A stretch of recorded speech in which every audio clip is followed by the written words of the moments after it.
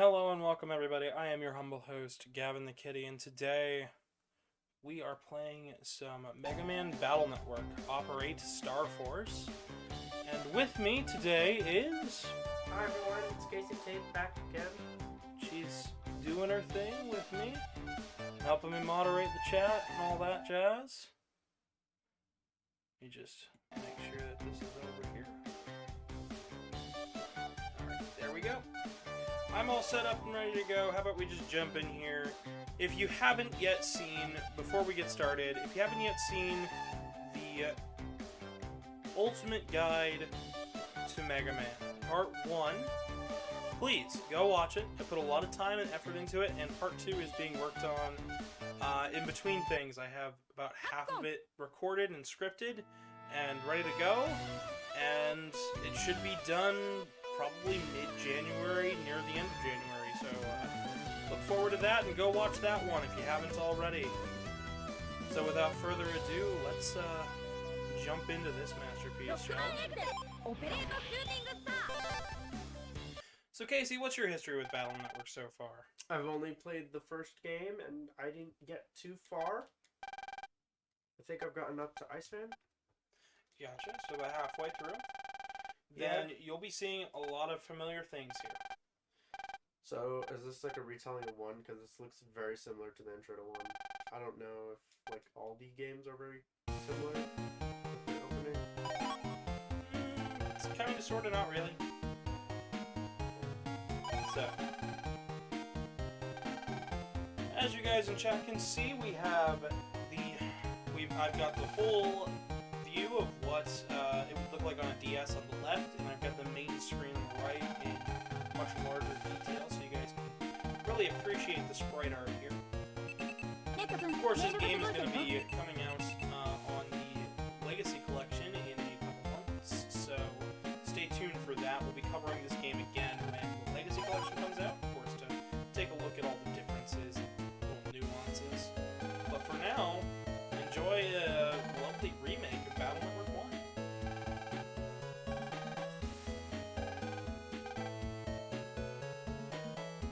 I hope the chat's been doing good. If you haven't, I hope the audio is alright. If any of my current viewers are wondering what I have been for the past month, the answer has been working on the MegaMan series, making sure that the retrospective goes off without a hitch, getting Part 2 scripted, Christmas, and all sorts of stuff. KE949 says hi, and they miss me. Well, I'm right here. I haven't gone away. I'm not dead. We're back. Yeah, Casey's with me today, and I'm not going anywhere, not to worry. It's just been, I've been working on larger video projects for you guys to enjoy. If you haven't seen the Ultimate Guide to Mega Man, links in the chat. It's also, thumbnail is in the top left-hand corner of the screen. That's what I've been working on. That large 4-hour video. The sequel, the part 2, is looking to be about a 6 or 7 hour video. So, luckily it'll take me a lot less time to work on though, because all of these games are restricted to 1 to 2 handhelds instead of 17 consoles and like 30 handhelds. They require months of me researching. I've already done the research portion, so. Not only that, you get help out with recording gameplay, because I'm very interested in the series as well. So let's get into the battle system before I forget. Oh, and if you're just joining us, please drop a like and subscribe, because we're trying to hit 500, and I think 500 is going to be the good goal, and I think we can hit it.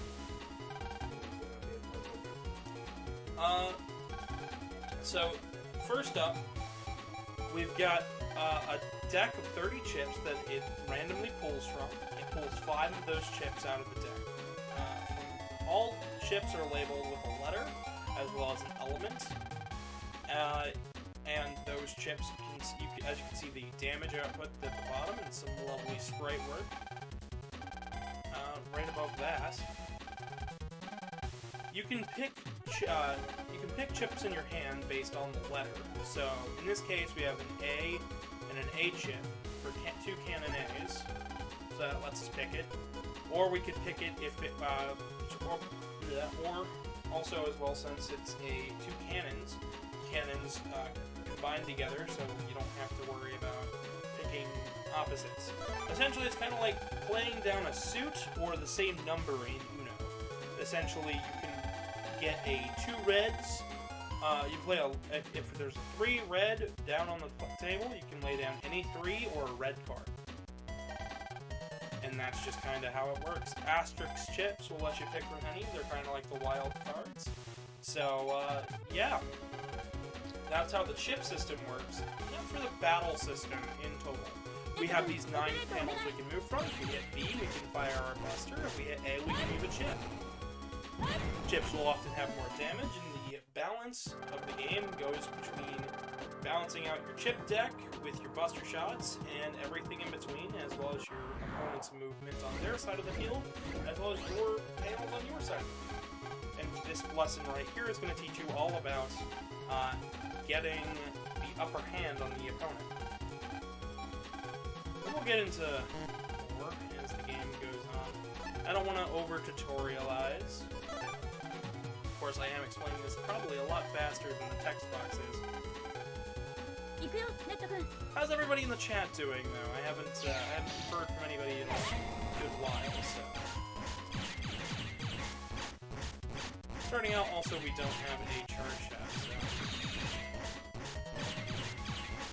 You know something I just realized? What'd you realize? So, I have like 9 sodas, right? Yeah? And I'm texting an old friend of mine from the UK, and I'm telling them, well, now I have 9 sodas, and I'm like, kind of like how Dr. Wily has the Robot Masters. Yeah? I'm Dr. Wily. I suppose so. I have 8 Robot Masters, and one of them is Proto Man. Wow, you really do base yourself on the cartoon a lot. Musical Bay.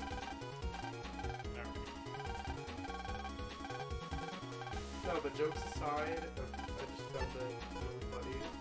But I also find very funny that I've gone halfway through the story of one, but have not gotten a single after trip for Chip at all. Yep, that is a little weird.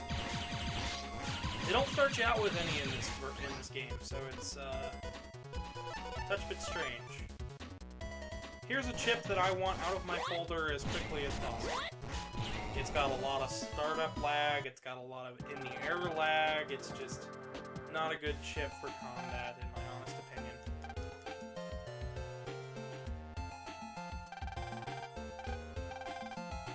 So we can fight Gutsman, and that's what we're gonna do, just to start us off here.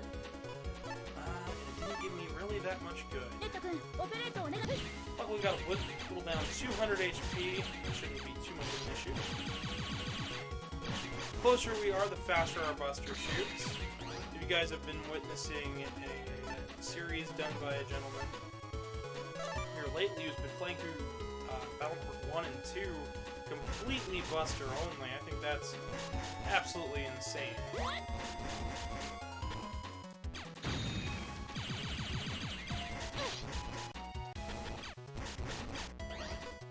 Breaking tiles are going to help us out with getting the upper hand on our opponent Gutsman here, as well as stealing the area that they have to play with.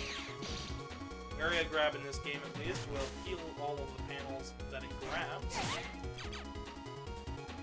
Swords are always fun to use. And also, we're going to be working on min-maxing our min-maxing MegaMan. We'll be going into some of these fights incredibly powerful. Of course, now it wants to give me the cannons that I'm looking for. There we go. For some enemies and fights in this game, it's really hard for me to time a cannon. You just gotta fire. You can't wait around. This game punishes waiting around. You have to make your move, plan your move ahead of time, and do it. You can't really sit and wait and pause and ponder. You can't just watch all of their patterns and be like, I understand the enemy. You have to just kind of go for it and give it your best shot. instead of the original games too. Especially Mega Man 1. Mega Man 1 punishes waiting patiently. And this game does as well, in a lot of very strange ways. Here's our first custom Navi that we've met other than Gutsman. This is Glide, Yai's Navi. He tasks us with finding a program on the net that has gotten lost. We'll go with 2 of those. So oftentimes it can be... Oftentimes it's better to pick up 2 chips rather than 1, even if you can, so... S rank, and we got a Shockwave. Once we get enough of those, I'll switch them out with... switch out the mini-bombs with those. I'd still like to know how the chat's doing, how are the viewers going, because I haven't heard from anybody in... Gosh, it's been a while. I've kept everybody updated on the Discord, links in the description below, as well as on Twitter. However, I noticed a lot of you guys don't actually realize that stuff exists, even if I advertise it. So, Twitter's @GavinDragonYT. Links are always in the description, and the Discord is always in the description below. So, feel free to have a look-see if you're so inclined.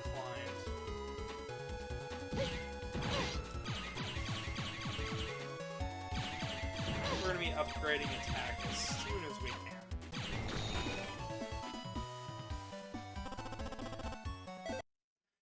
But essentially I'm going to be going through as much of this game as I possibly can in one day. And we don't have enough for that. So, how about...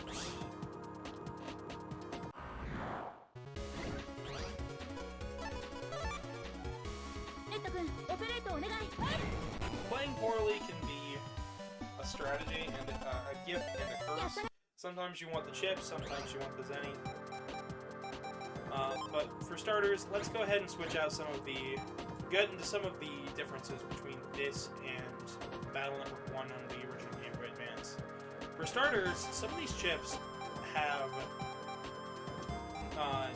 new descriptions based on the localization given here.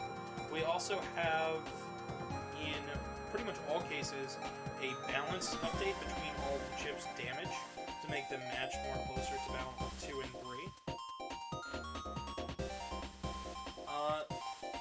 We also have stuff like the escape chip, which we will not be using because this game gives you the L button to escape. But what's more important to get out of our deck is going to be these mini-bombs. They're hard to time, there's no need to have them. We also have a Recov 10A. We can get rid of one of these Recov 10Ls to keep the folder flowing. And that's going to be a word you're going to hear me use a lot in this playthrough, is folder flow.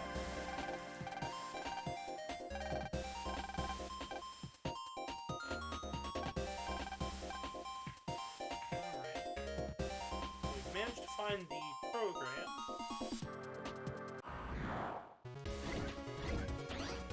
So let's just see if we can make our way through the rest here. Sometimes it'll be useful to grab unneeded chips just to get them out of your hand. Why did you need the Recov 10? It can be useful to get it out of your hand, out of your way, so that way then when you pull up your chips, you've got a whole new set of stuff to pull from, more options. Because it could just give you, if you only pulled the one, it could give you something that you don't need, like a attack plus 10. But if everything else in your hand wasn't useful for the situation, then it might not be worth it to keep that, you know, flowing. Down here is Yai's terminal. You notice there's a map for all of these areas in the bottom screen. This was newly added just for this version. And I think it's a welcome addition. I think it's the addition here that really holds this apart to newcomers to make it easier for them to enjoy the series.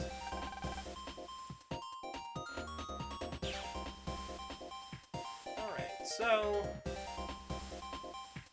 we helped out Glide, but I'm not done. In fact, I think that if I am to keep this flowing and going well, I'm going to have to grind for it.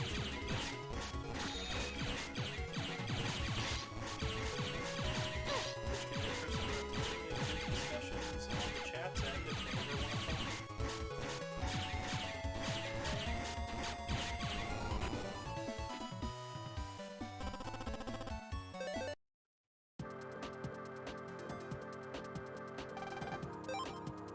We can see we're at 730. We can get more HP.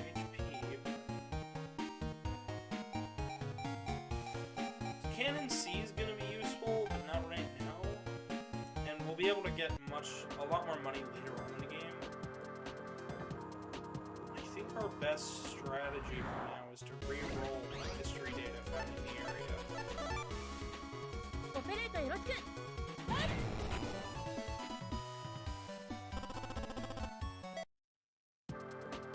That's a little odd. I don't think I've seen any history data in the area. No, you haven't. That is one of those random rolls.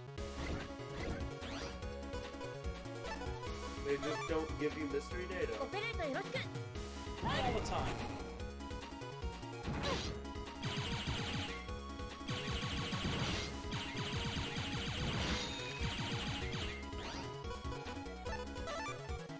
We'll take a sword, we took a couple pot shots.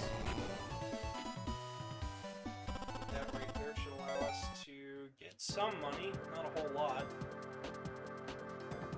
Oh, there we go. We cut 10 asterisks. That'll be useful. Asterisks on recubs are always we've got a guard. And a spreader eye. I'll put the guard in.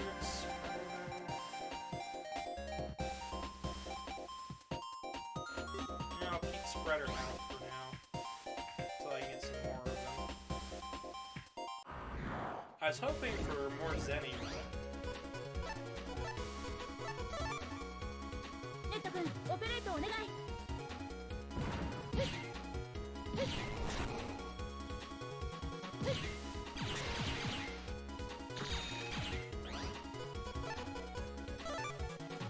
and this should get rid of this virus rather quickly. The more moves that you place around the field, as well as more attacks that you end up using, the worse your rank is going to be. The best strategy is always to defeat the enemies as fast as possible to get the better chips. It's not always going to be feasible, but it does help. And with the fishing virus here, these cannons should be rather easy to get slightly lower ranks.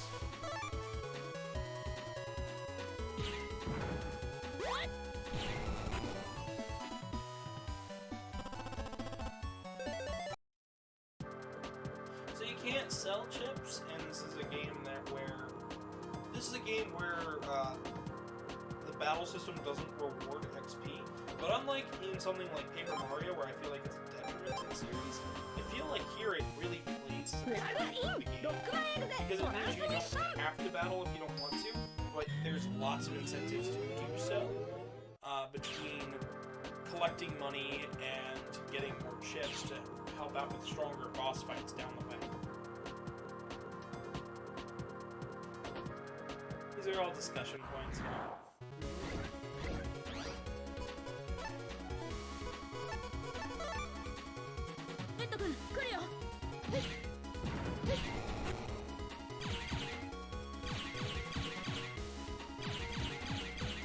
I did inform some of my co-hosts that we would be streaming today. However, none of them are available yet.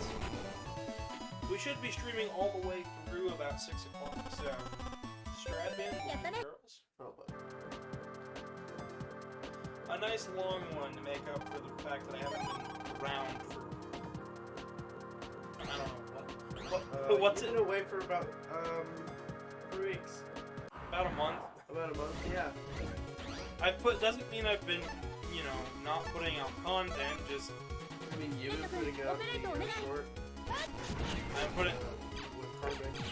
Shorts with Karmic, I put out one with Kite, I put out one more in between. Mint? Sure. Actually, no, it's probably best if I don't. Probably need some water. Yeah, no. Go when you need it. Yeah. But I put out the huge MegaMan episode, and I was hoping for that to get more views, and then the short decided to get 500 and something, and I just went, grr. Grr. It's alright, because I have a different release strategy for the next episode for the retrospective.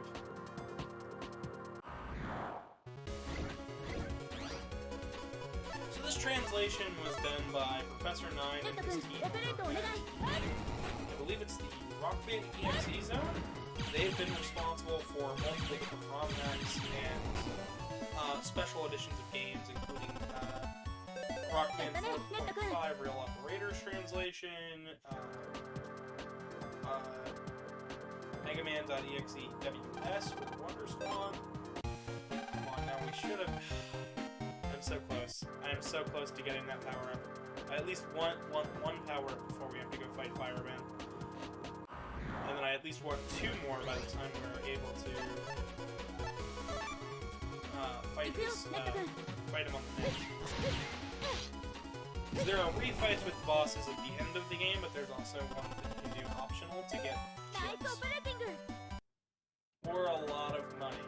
Like 2,000 money. Yay. Money. Yay, money. Exactly what the game developers need. Time and money.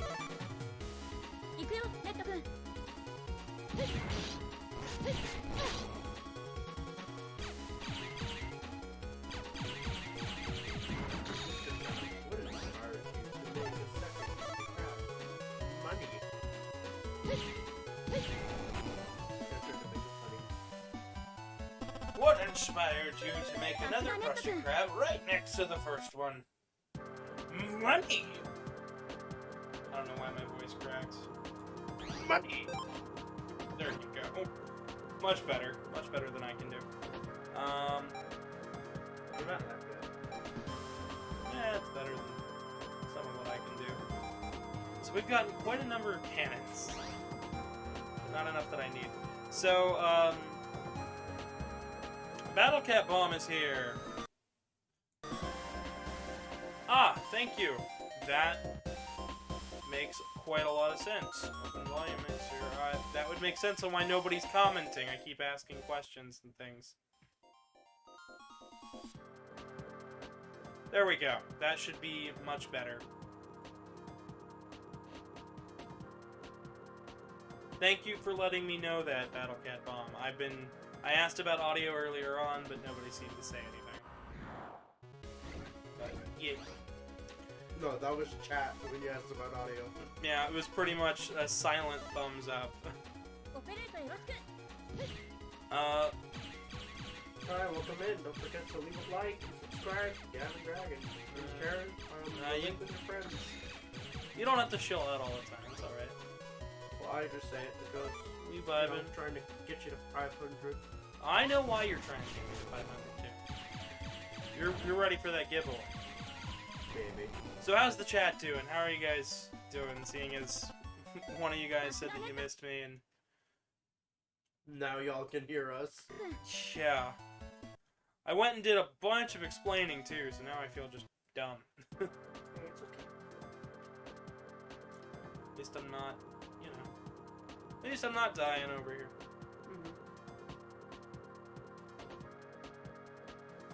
So I don't believe there will ever be mystery data that spawns up there, because that's where Fireman spawns after you defeat him.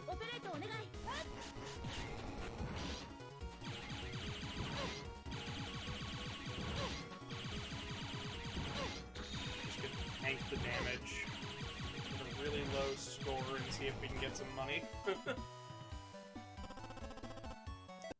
we go. 60 holes that need. Oh boy.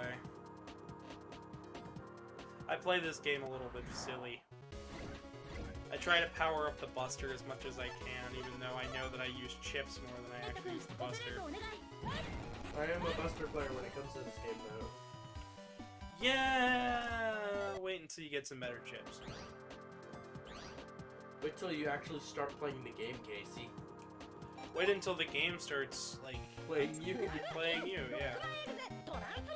This game's really good, though. I like Battle Network as a series. I think Operation Shooting Star is a great entry point to the series. But you'll hear me say more about this game when the Part 2 to the Ultimate Guide to MegaMan comes out, which should be sometime in January. I've got half of it recorded, so... Plus now you got some extra help with it because I can help you along with the project.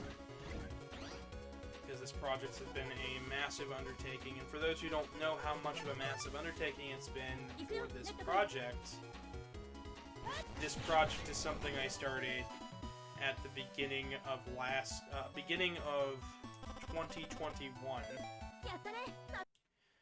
and then I took it all the way through and did research from the years building up to that, and now that we're here, almost in 2023, Parts 2 and 3 are going to be coming out, and Part 1 already came out back on the 17th, so lots of content.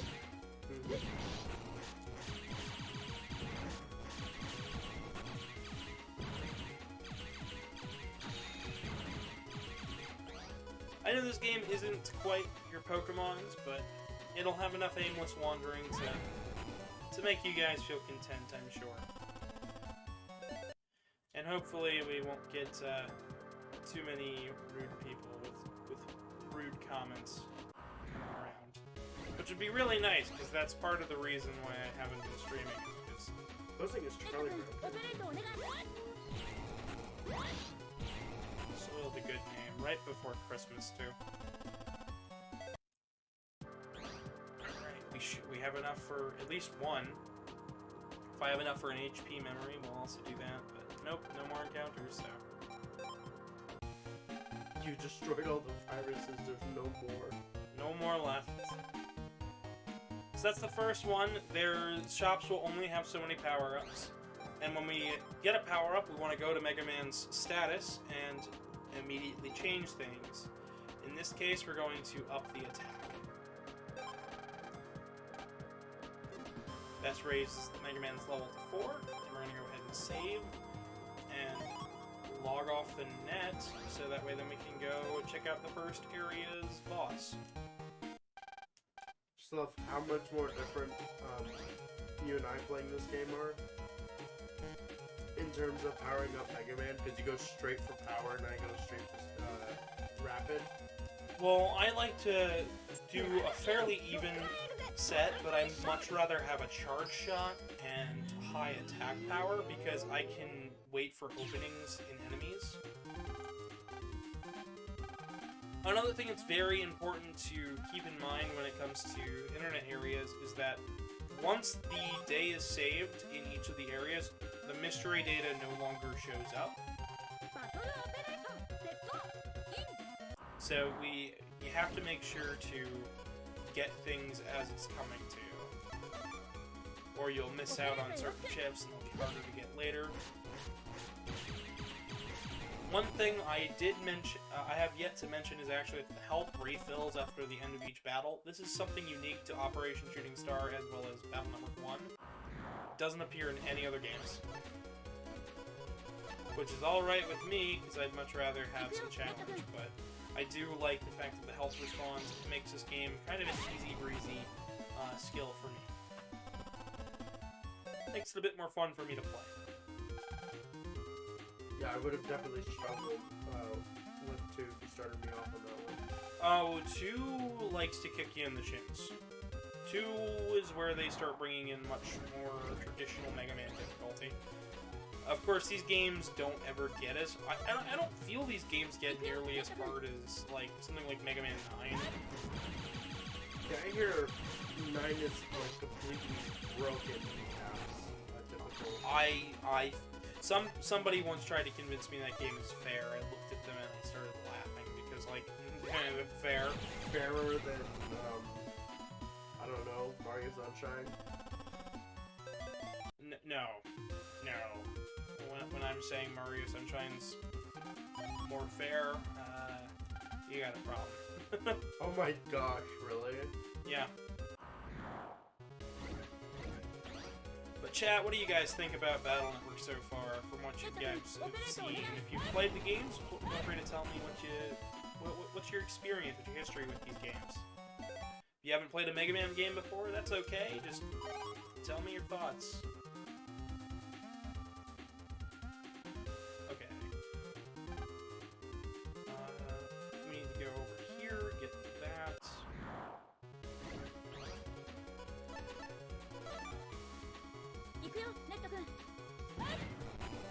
We're already up to 10 views. How lovely. I think we can get much higher than that, though.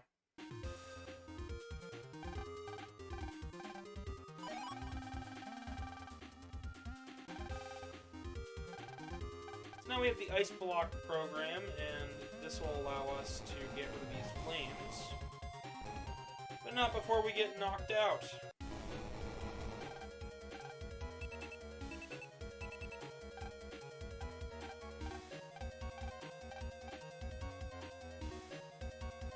This is going to force us to get the water gun in the toy chest. Don't mind any background noise, my neighbors are quite loud at times. Up to 4 likes. Yep, I can see the number right there. Oh, whoops. Sorry. The way I got it set up makes it my reading chat kind of easy. Yeah, see, Gavin uses YouTube for streaming while I do Twitch, so... Plus, we have very different setups compared to each other, which is really funny. Mine's easy peasy and helps out with setup, and it doesn't take an hour or two, but if I do spend the hour or two, it helps to run things smoother. What does that make mine? I think yours is complex. Complex? I look at it and I get confused. Oh, because of all the sources of the... There's just... Not because of all the sources, just because there's just so... It doesn't feel like there's a whole bunch of organization. It just feels like everything is all in your face at once.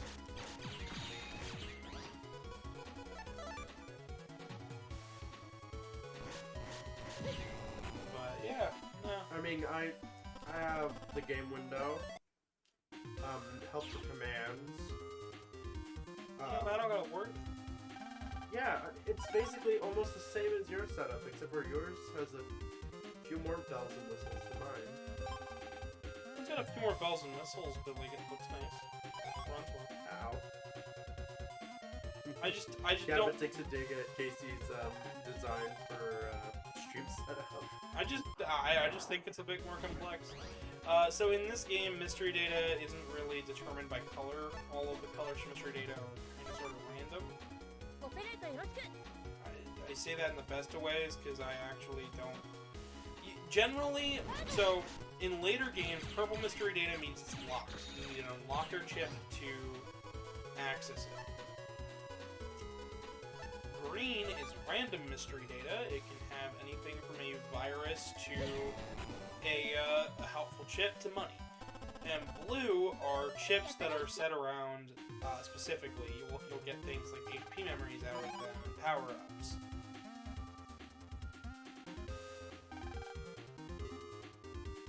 Okay.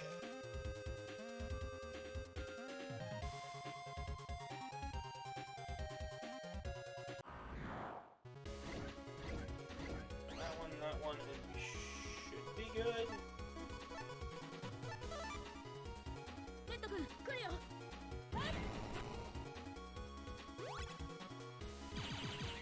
Casey's just vibing out to the music, I can tell. Battle Network has good music. It really does have some amazing tracks. Does it have an arranged soundtrack to it? This is slight remix here for the DS. However, there are entire arranged soundtrack pieces, but never a whole soundtrack. Okay. As far as I know, never a full soundtrack. I haven't heard anything where it's like, ah, yes, this is clearly...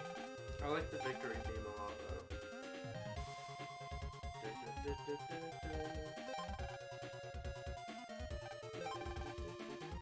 It sounds like Lance House. Alright, I think that's all of the mystery data in the area. We're gonna go get some water. We'll be right back. Could you give me a glass as well? Just fill up my cup. Alright.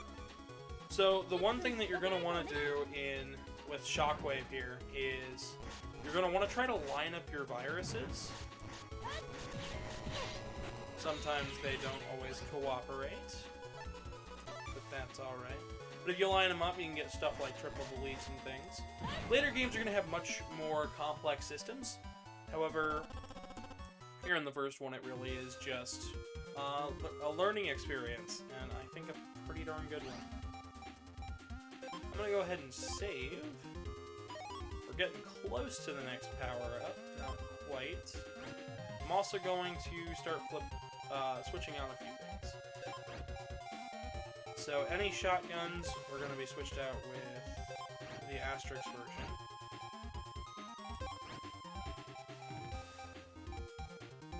Mini bombs are going to be switched out with shockwaves. Ooh, just do a full K set instead. I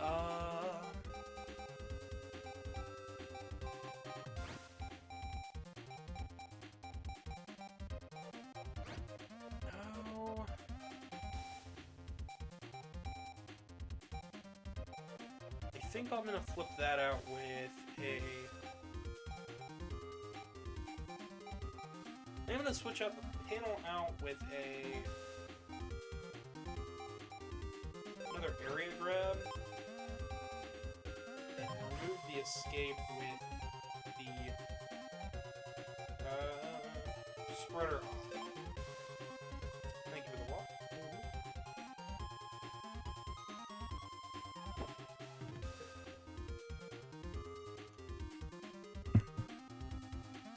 Ah, much better.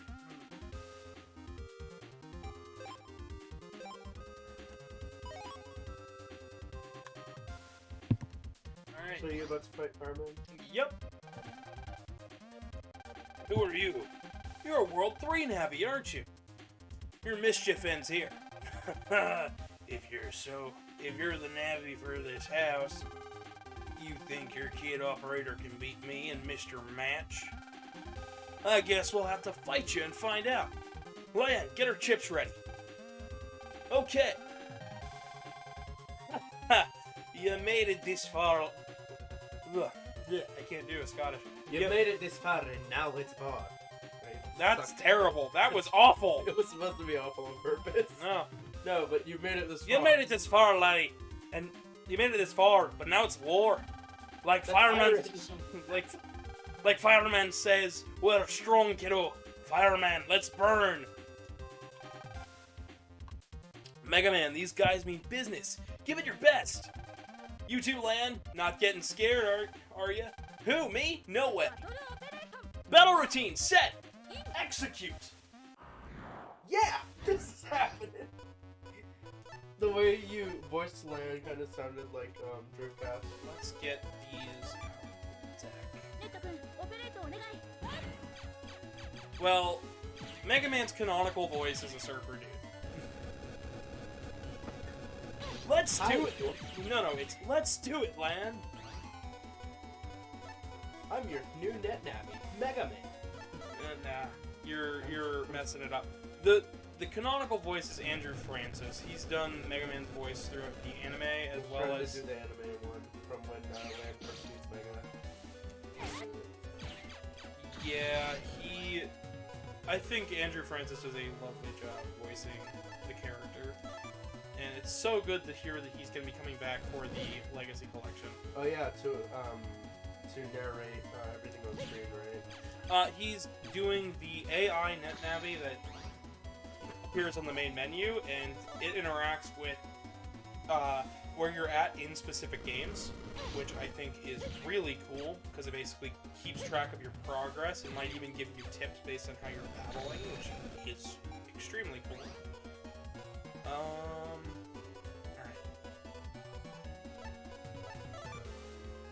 I just want to lay on the damage here to Fireman.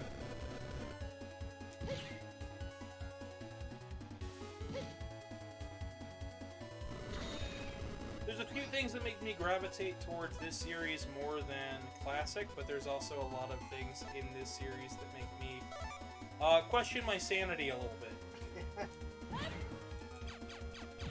Such as? Well, okay.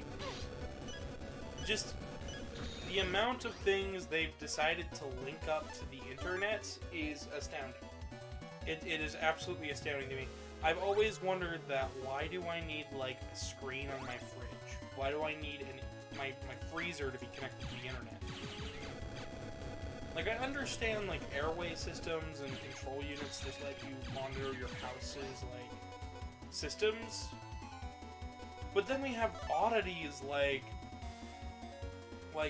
the entire air vent system for most houses. Like, you don't need that much control over your house. I'm sorry. Yeah, it helps, but you don't have to go that crazy and overboard with it. And then we have stuff like the weather control unit, which I think is really cool. It's something that appears in Battle Number 6, but it's just, no, it didn't need to be connected to the internet. I'm sorry. Oh, check out this calculator. Yeah, it's connected to the internet. Check out my couch. Yeah, it's connected to the internet. Well, I mean, be reasonable here. The calculator connecting to the internet's not that insane. It's something that wouldn't really need to be connected to an internet to work, if we really think about it. Absolutely not, but... Now, if it were to download data to help you compute things, that's understandable. But we also already have that. But, like, that's just what I'm saying, though. Like, you know, we have things like ovens here, where it's got... Yeah, it's got an electronic sensor on it, but does that need to be connected to the internet? Yes. I guess the real question is it connected to the internet because it's only in its own unit? You never actually, Oh, you're talking in terms of... the game itself. Huh. I was just making fun of smart devices. I did not know you were talking specifically about the game. I thought you said that, and then we were talking about actual stuff. Well, I mean, a bit, yeah, but I'm also talking about the game. Oh, another new feature that I didn't mention is this Navi right here. There is added multiplayer to this game. You'll get points that'll let you get out certain chips, and this can absolutely break the game. You can get things like the Hero Sword, Proto Man to Woodman right out the gate if you play a ton of the multiplayer here. It's absurd. We'll probably end up using that later on to get some of the more secret chips, just to really spice things up. Now, of course, I could go right now and fight Fireman again to try and get a chip, but since we had such a difficult time last time, I'm going to wait until our chip set's a bit more evenly distributed. I need some water chips to really lay on the weakness. Because just like in classic Mega Man, there is a weakness chain. Starts crushing a bunch of lace chips into the water. Here you go. Not quite.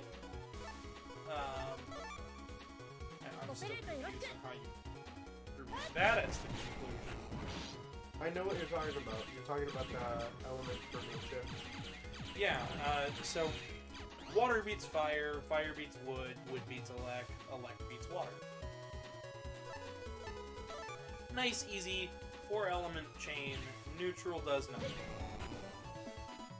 Now you'd think they'd add in the 4 other elements from Battle Network 6 into this game, but since it doesn't add anything, they didn't. They actually removed one of the mechanics from this game, from the original. Let me go ahead and get the HP memories. And call that a day. And that's that for Chapter 1. So, in the original, there are actual armors that you can buy at one of the shops later on that help prevent wood damage, heat damage, water damage, and elect damage. This was removed from this version of the game.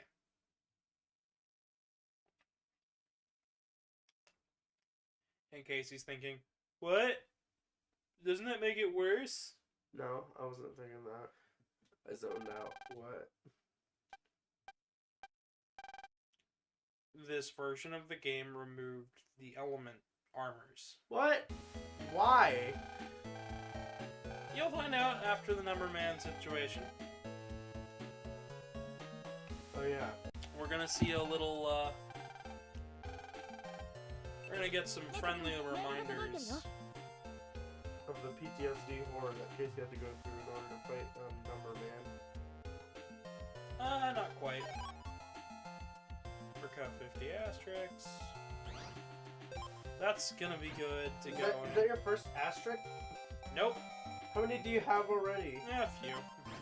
I don't even have one, and I got halfway through the story. I'm jelly. They're not that rare, I swear. Well, then why have I not gotten one? You watched me play. Yeah, I have no idea. You're the Mega Man expert. I didn't. I'm the MegaMan expert, yeah, but I'm much more enthralled with the classic series. Believe it or not, when it comes to Battle Network, I am a total dunce. Oh look, it's 60. So, class is still going on. Dex wants to wait. This kid's an idiot. Sure, it's hard remembering those chip codes. But my brother said remember the order and all good will come. Casey, what are chip codes? Chip codes are the letters next to the chips. Yeah. This kid can't remember the alphabet. A, B, C, D, exclamation point, question mark. Oh. Sign. Yeah, yeah, that adds up. Newton Fog. Start speaking different languages trying to remember the alphabet. Oh, I Chad. mean, do they extend all the way from all 26 letters?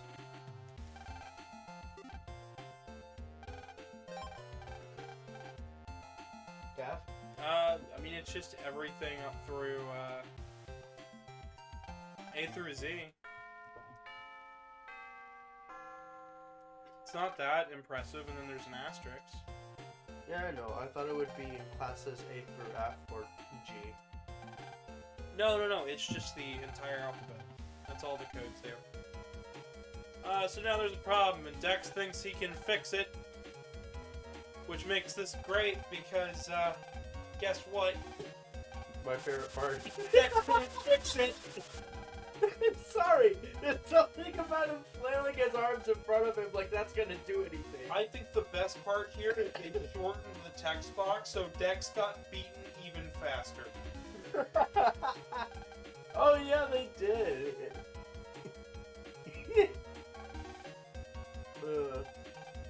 Yes, some pro net battler you'll become. Yeah, Dex really is. It's already worse. built like Bomb Man. I'm gonna remove guard roll. Push over ID. Should be good with that. And now we're gonna go into the whiteboard comp and explore the school, but on the internet. Fun fact, my school's homepage was terrible. In terms of how the code was executed for it, or web design? Both. You could click on the About Us section, and it would bring you back to the home front page. You could click on the little banner for the band, and you would end up with the help section. This is a Mario World ghost house. You figure it out. It really was. I looked at the code myself. Somebody fucked up the C++, and I just was not going to fix it for them. I just thought it was funny. Essentially, all of the formatting for the visual of the page looked right, but none of the links were where they were supposed to be.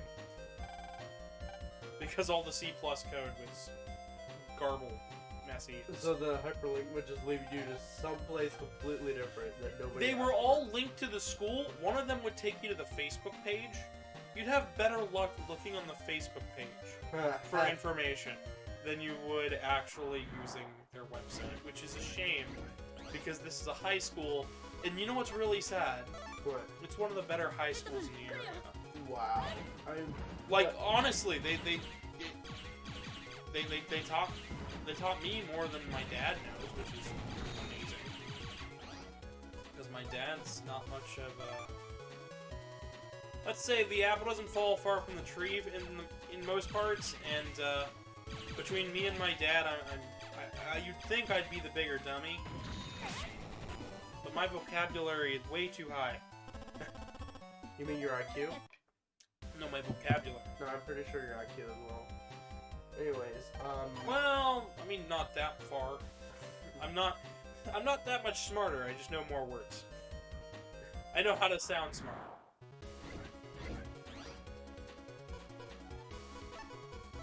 Our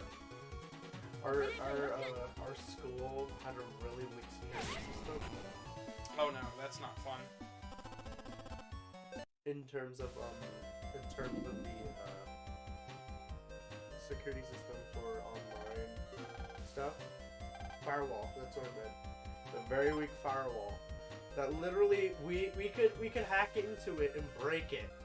Like that quickly.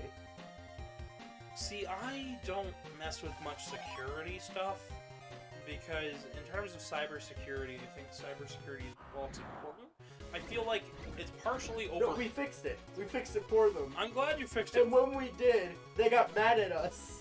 I'm sure. They were like, thank you for fixing your security system, but we're still pretty pissed at you. This guy right here is... Annoying, but he has a chance to give you 2 different chips. The Invis chip, which is invaluable, and the healing chips as well, which are also incredibly useful. Number of desks in Class 5A. Well... Oh my gosh. I started panicking. So chat, I didn't know we were in 5A when I was playing. They tried to leave the classroom. All the classrooms have the same amount of desks, by the way, which makes it even funny.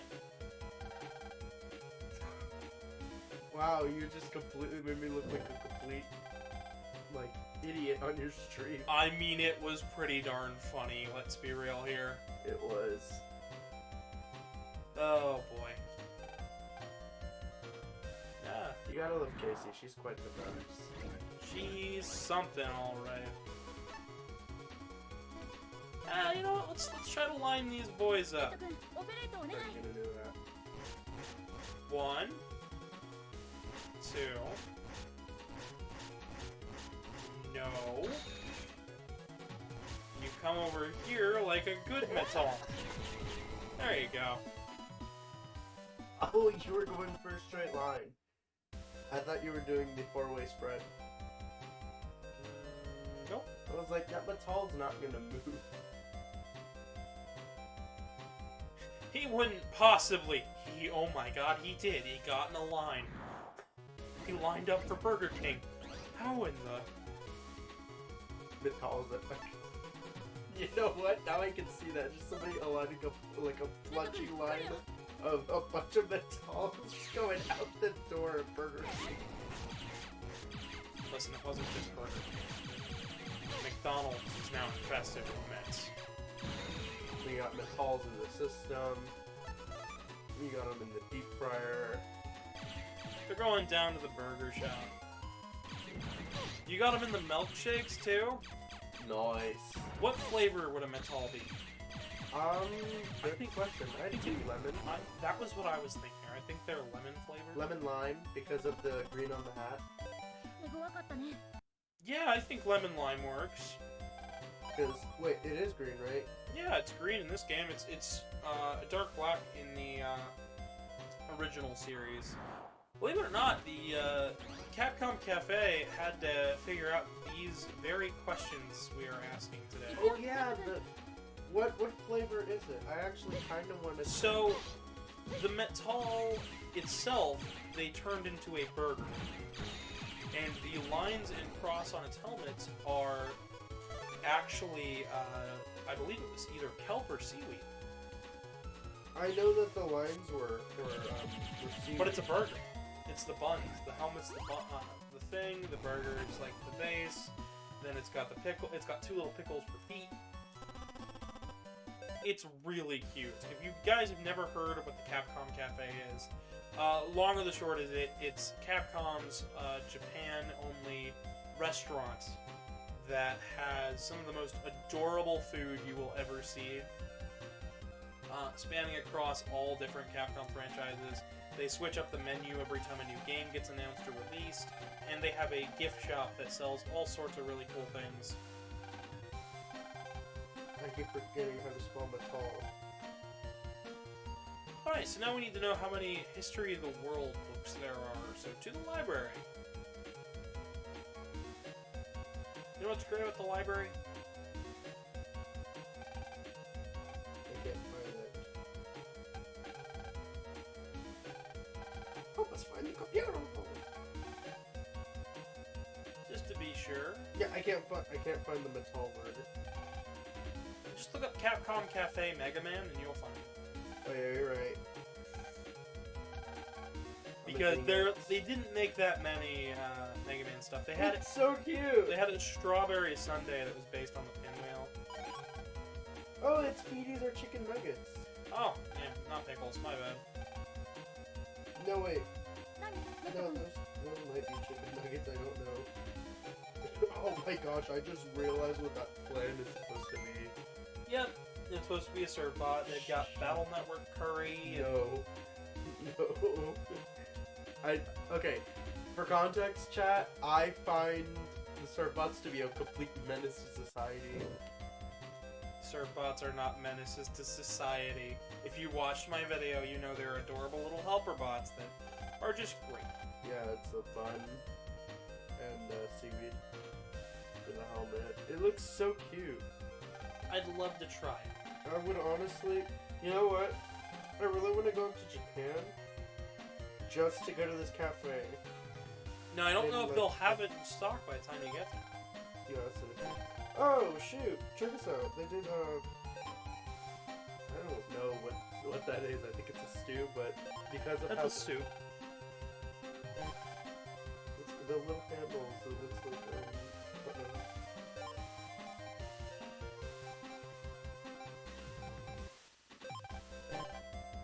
Oh, that's pretty cool. There's a stage select pancake Oh, that's adorable. based off of one. Once again, really cute stuff. They've done a ton of Ace Attorney food before. It's just a great place, and I'd love to go visit one day if I could ever get down to Japan. Of course, I'd have to learn the language and stuff a lot better grasp than I do now. But I'd be willing to do it just because. I'm not gonna lie to you. When I see the icon, the map icon for Mega Man, I think of this. The Battle Network Mega Man B. I'm sorry. Oh no, you're fine. I feel like I'm interrupting you. You're getting frustrated or something. Nope, I'm trying to figure out the code here. Oh yeah, because it's random.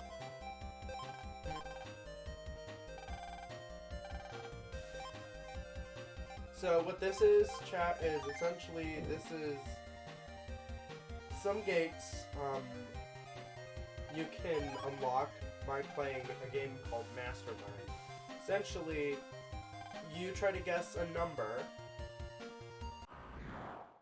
and it'll tell you higher or lower. Yep.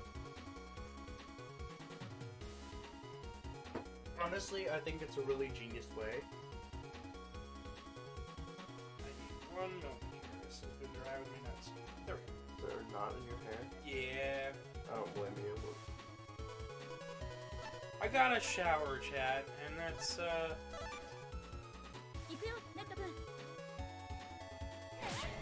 there's that. So, first, virus take notes.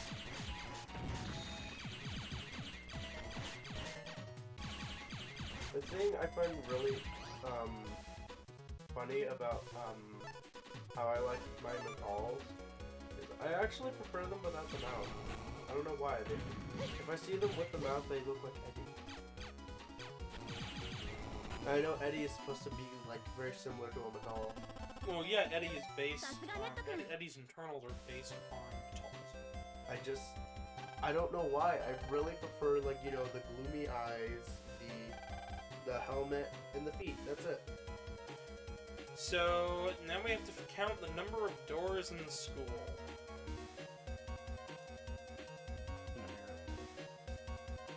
Oh, still monitor. 1, 2, 3, 4, 5, 6.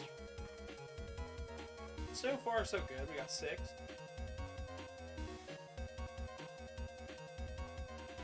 And then we've got 7, 8, 9, 10, 11, 12, 13, 14.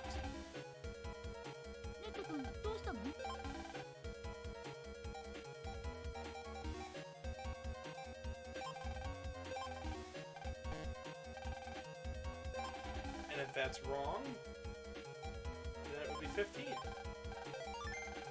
Because double doors.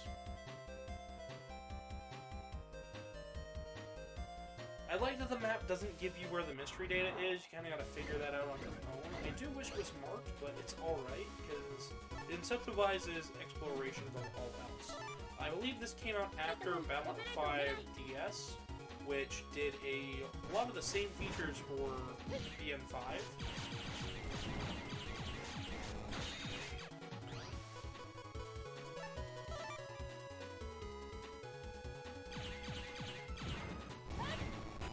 Just like that, we've beaten another boss. Or, not boss, an enemy. Spreader H. We're coming up on our first program advance, believe it or not, with the spreader chips. Yeah, I figured. So I'm gonna do my best to not run away from... Oh, nice, we can clear up the hand. I'm going to do my best to not run away from battles as much as possible. Believe it or not, running away from battles later fights quite a bit harder.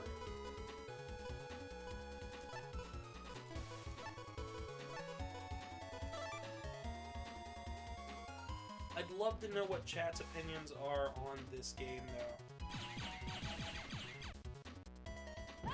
I'm sure most of you guys were not expecting Battle Network to be the game that brings me back to YouTube. But I gotta prepare for that online mode somehow. I mean, come on now. I am competitive at some things, and I'd love to be competitive at Battle Network. I'd love to be, you know, top-ranking Battle Network champion on the online mode. That would be really cool. I know, I doubt I'll get there, but this is one time where I'd actually really like to be good at it.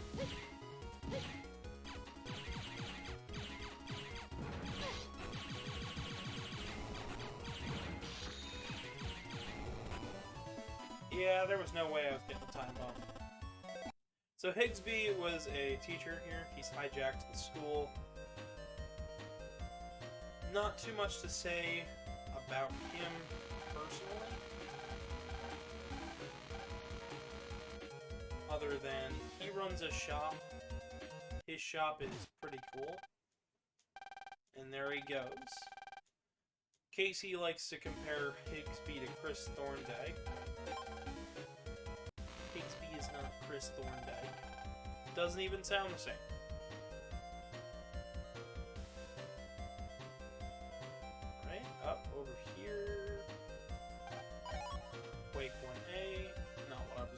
for, but it'll help.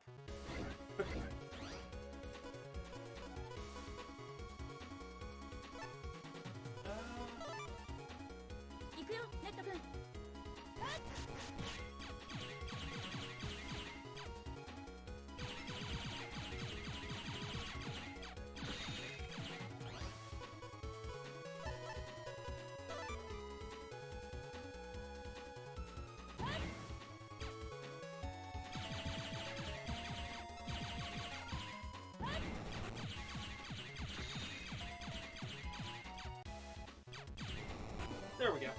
You can shoot through the bomb before it lands. As long as you hit the enemy, you're good to go.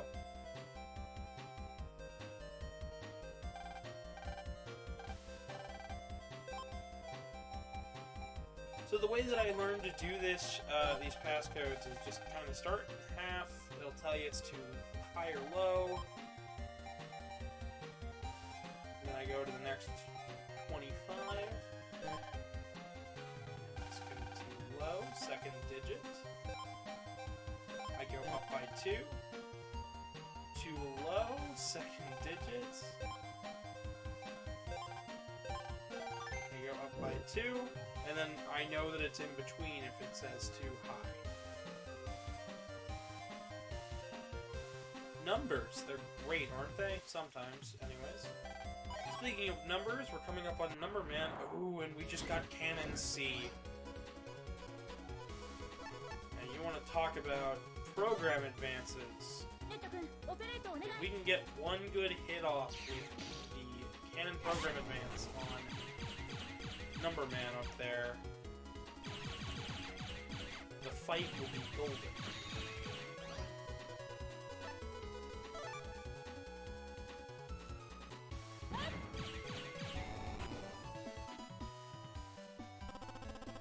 And just like that, our next set is given.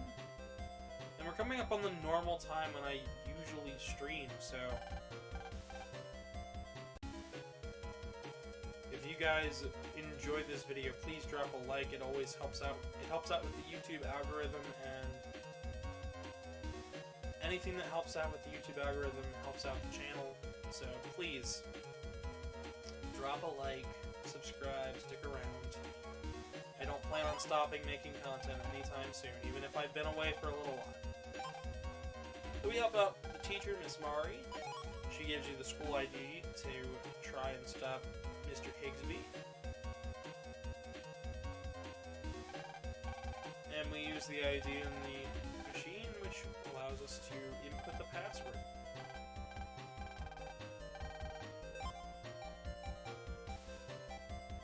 And more number guessing games. Too high. Second digit. Or first digit.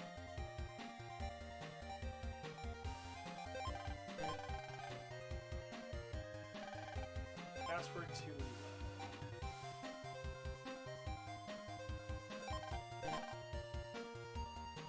Too low. Second digit. No, it's 44 this time. I can't do a robotic voice, so I'm not going to try.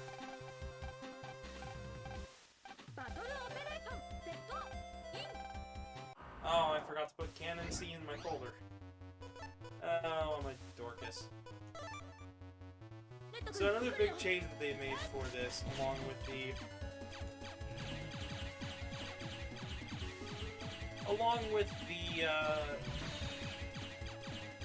elemental armors being taken away, we also don't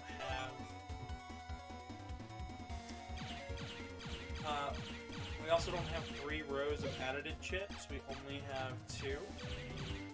This is meant to make you strategize and think a little bit more. Later Battle Network games like 2 and beyond only have 2 rows, sometimes shortening it down to just 3 extra chips. But we'll get there when we get there, and when the Battle Network video comes out, you'll absolutely be seeing why they did that. It really does make the games a lot more fun and strategy heavy when they do stuff like that. The Number Man will throw these 3 balls at you, and all you have to do is basically shoot at them to destroy them and clear the way so you can attack Number Man. Our folder flow isn't going to be too great during this part of the game, so we're going to be relying mostly on the Buster. After he gets down to about half health, we'll start launching the dice at you, as well as time bombs.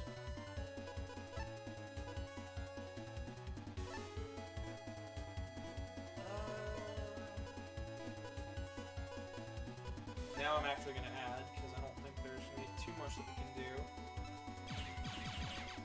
Battle number 2 would make you select the chips that you don't want and trade them out for the add button.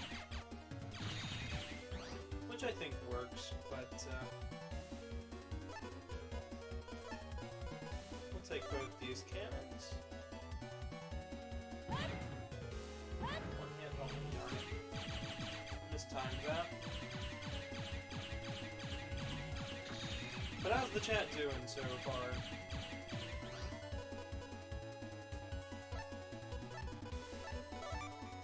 Oh, I meant to grab all 3 of those.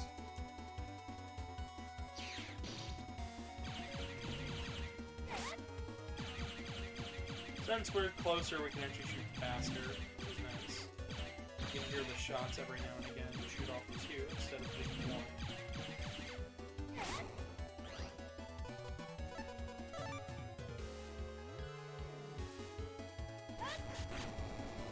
And just like that, Number Man is down.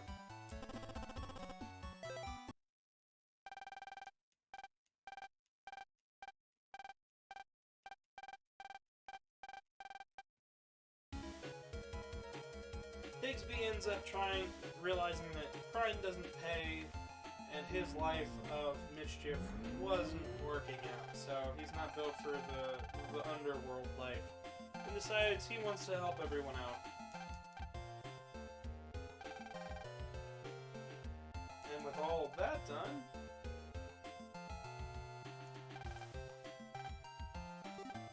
and now, I believe, Net Battle Dax, however, I don't want to.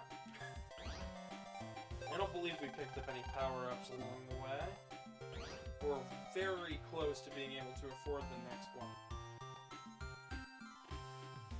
Which is great because I like using chips and things.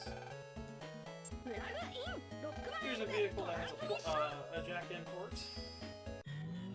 This is a good spot to check things out. It's got some pretty powerful viruses inside, but you should be able to handle it as long as you're following along. It also has an HP memory inside, which allows us to take more hits. We should be almost up to 200 HP. By the end of the game, we'll have 1,000, so... Alright. Now it's time to think and strategize a bit more than we have before. That we get Sonic Wave, not Shockwave. Sonic Wave's the next level up for the Shockwave. It's incredibly powerful and going to be incredibly useful. I'm back. Welcome back, Casey. Sorry about that. You're fine. We're just checking out the everything outside here. A huge rabbit. What could cause it to grow so big? Oh, that's what. So I assume you defeated Number Man? Yep. Not a single issue. Also, We're up to... We got our first Cannon C, and we're at 200 HP now. cool. So our next little task is going to be the Metro line. I found it really funny that in the MegaMan and Sonic crossover that they turned a metal into a rice cooker. There's also a Chow Metal. Yeah, I saw that one as well. And a Metal Chow. I really like the rice cooker one. He looks so sad. Like he has his little helmet off and his head is just full of rice. It's just like... No thought, only rice. Head empty. Head empty, only rice. Only rice. Me when I'm cooking. Head empty, only rice. I find it weird though that I prefer the classic design, but only if you were to remove its mouth. I just don't know what it is. Like this design they did for Battle Network is one of my favorites for the rose. For the metal.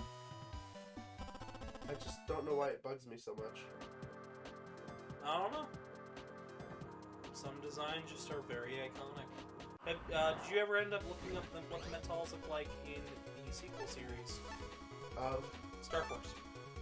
No, I didn't. That might be something good for you to look up. Because I was obviously researching metal. Yeah. Sometimes they're pronounced metars.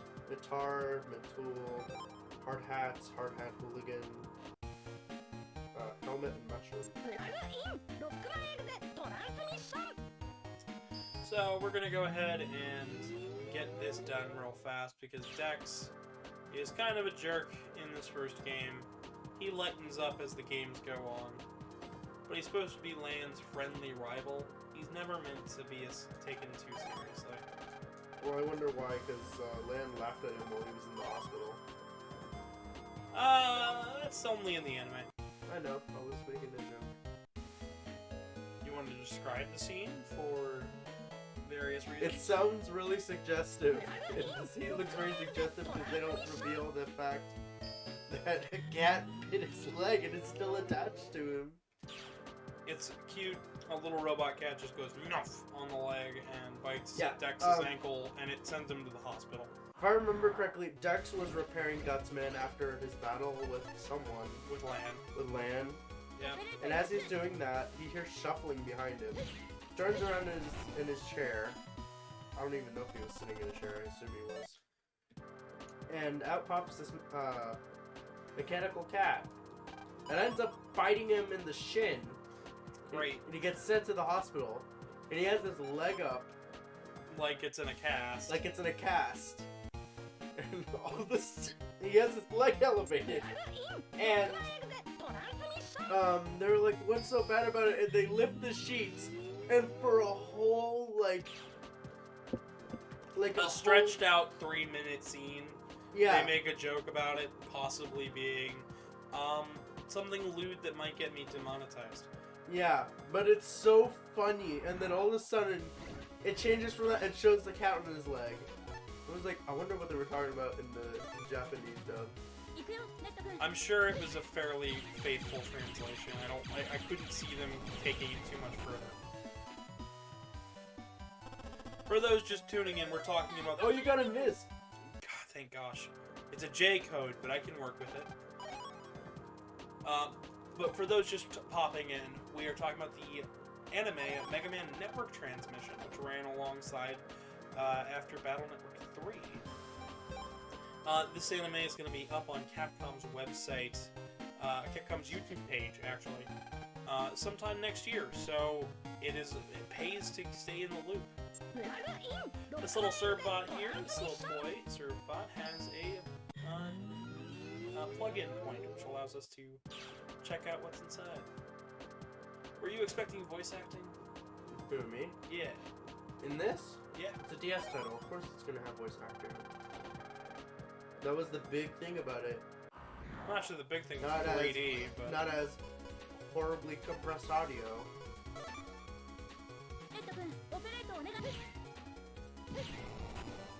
Hoping for an Invis Asterisk here. Nope! 200 money. You're lucky you even got one. I didn't get one. Oh wait, this is the helmet you have up there. Somewhere up there. I was scrolling through pictures. Yeah, I've got one of the. It's there, right there. I've got one of them. They made a number of them. So we're looking at all sorts of Mega Man merchandise. If you guys are at all curious on my views on the entire Mega Man series, I love this franchise. It grew up with me in many ways. I grew up alongside it, even while it was in hibernation. I kind of want this to be real. No, that's for a fan game. I know, but I want that to be canon. See, the mouth here, I don't mind. I don't get it. You've just got some picky tastes.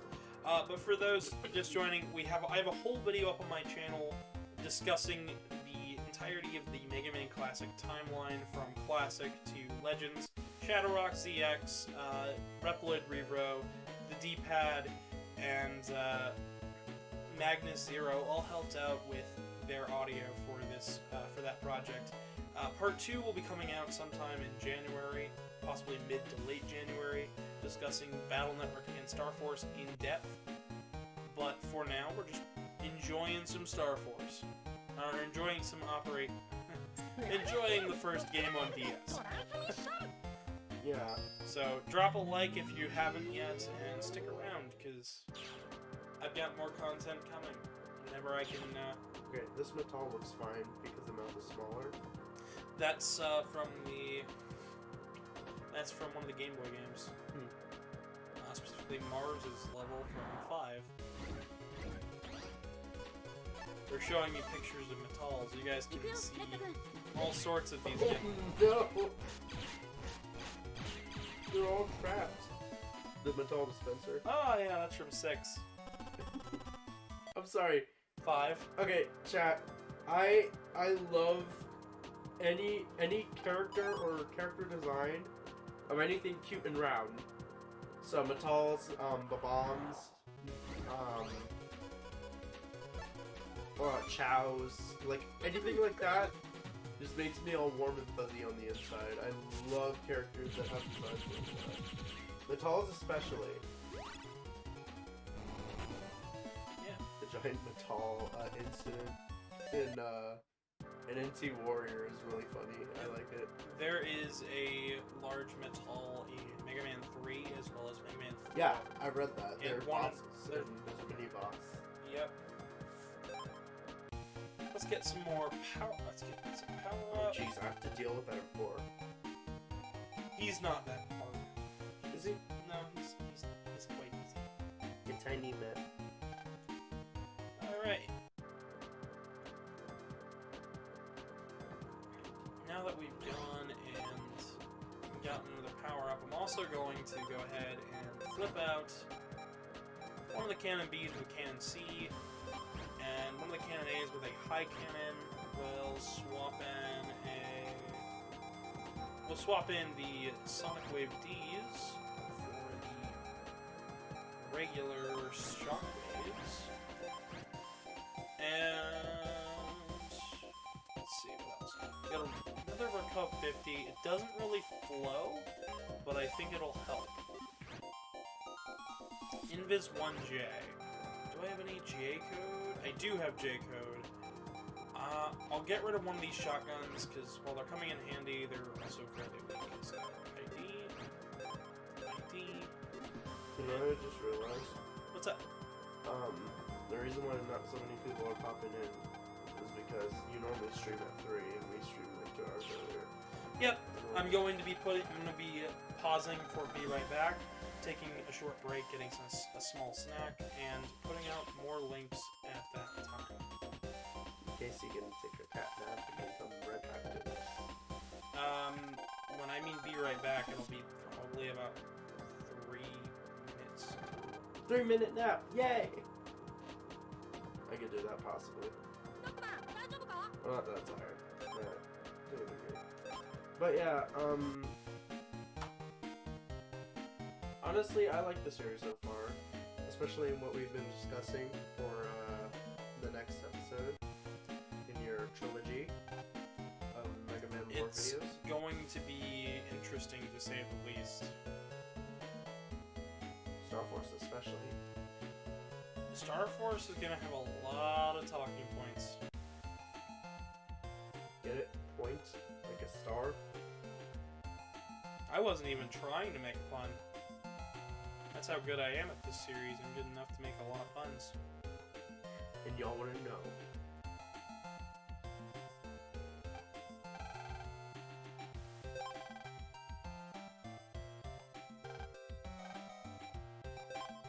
Dex is a chicken.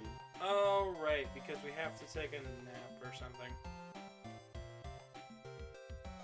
I always do this. Every single time I'm like, alright, then we gotta do Let's this. go beat up Dex. Gotta do this and that, and then I go right to this next thing, and then it's nap. No, it's nap, and so I'm quite,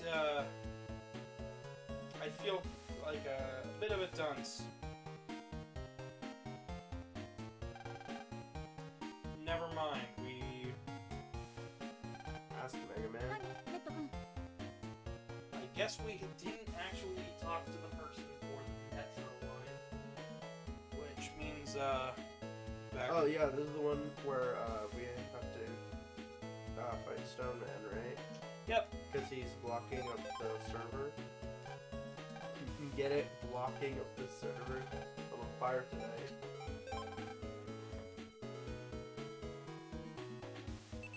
レッド君、メールが届いてるよ。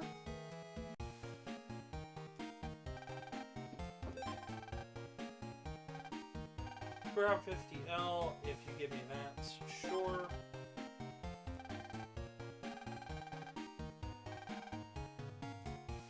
So, I've actually got to keep the Reco 50L out of my deck, which is alright, I guess.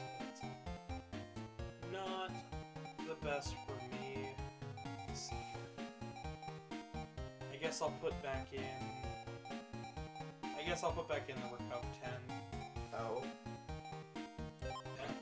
Wouldn't that work well with it? Or... No, because I've got Reco 10A, Reco 10A, Asterisk A, 50. So, now for Reco 10 show, multiple Reco 10 show up, I can just pick them right away. I want them all to be star, but it'll be fine. Lucky you. Wait, is that the, I'll talk about it when we get back to the... レッド君、来るよ。 I was planning on coming up front here.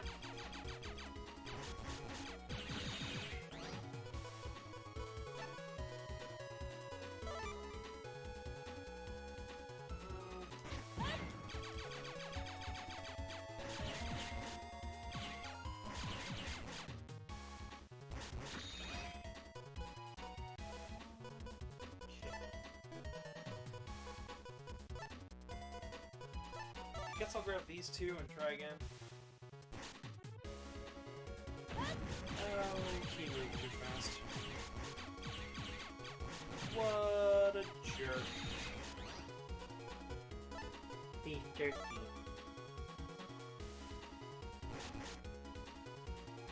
Pull out, roll. So what was your question? No, I said we have to wait till we get back to X's room.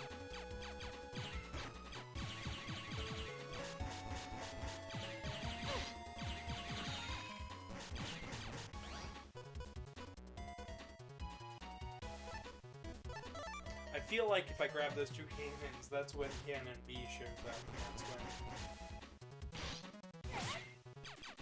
That's when I regret grabbing the other two cannons, because then I miss out on the program advantage. So why don't you do add? Because I don't want to do a weaker fight. I want to use the chips against Gutsman. Okay, fine. I guess that makes sense. Because the more chips you use against somebody, the faster the battle will go. Okay. So I was gonna ask, isn't that the chip peripheral for Game Boys on the in front of the GameCube? Yeah. I believe. Casey knows her stuff. Maybe.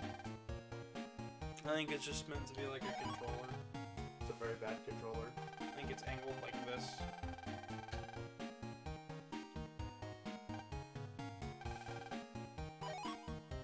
That's to get a Gutsman G chip. New structural factors in. A serve bot rug. Yeah, Surfbots show up all over this game. I wonder why. Because they were developed alongside... The Mega Man Legends games were developed alongside the Battle Over games, in many regards.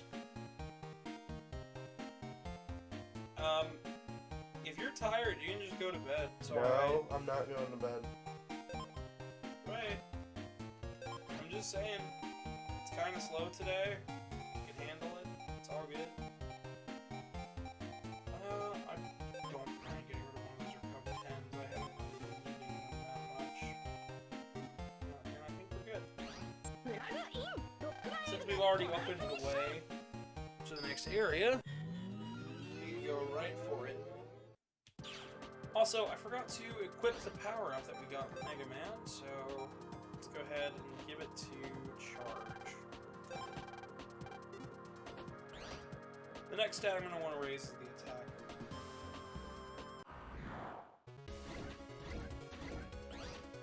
Dex's wallpaper puts me in the mood for sushi. Luckily with Invis, it allows us to charge up in peace for a little bit of time.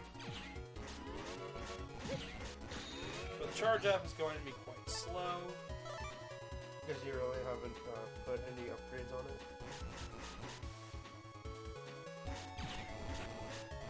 It does quite a bit of damage, so it's always good to keep upgrading your buster. Especially early on in the game when you still have a chance to Yeah, I might go upstairs and take a nap. then go for it. I'm gonna put your stream on there. I'll catch y'all later, chat. Alright. As we continue here. Now this is the part where maps really come in handy.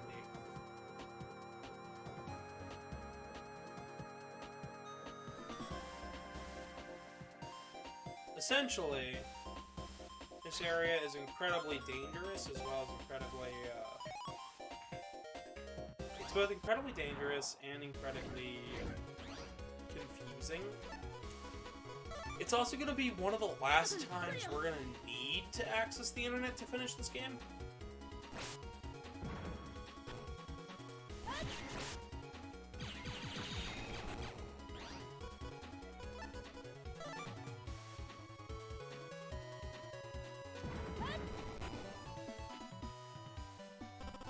Because after this, all of the boss fights are going to take place in their own private networks. Much like it was with Higsby and Numberman and Fireman and Mr. Match.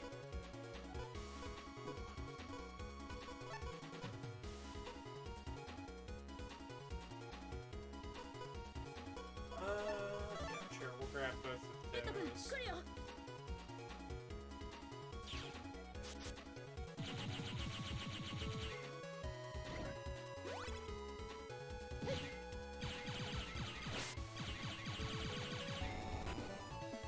Hopefully that gives us something. Ooh!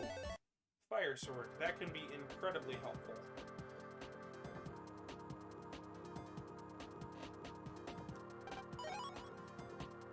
Zenny, that'll be helpful.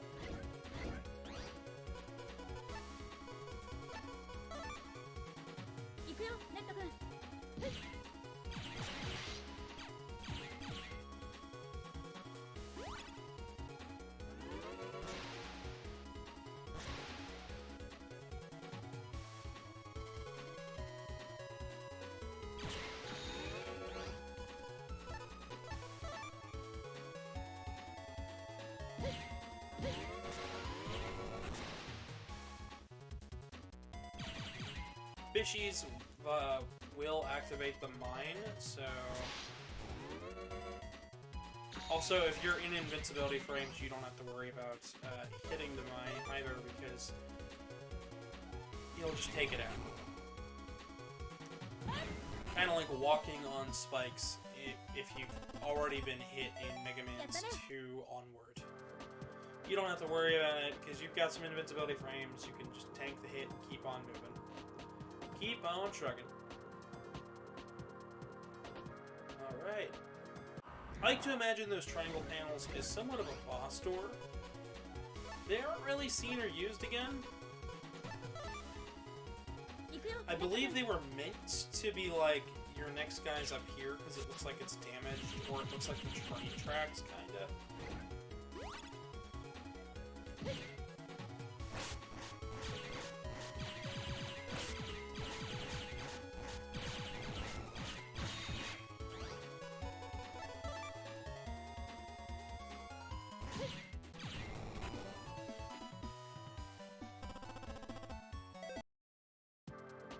150, and right up here is the big bad of this final chapter here for right before we get to about the longest chapter of the game, Stone Man.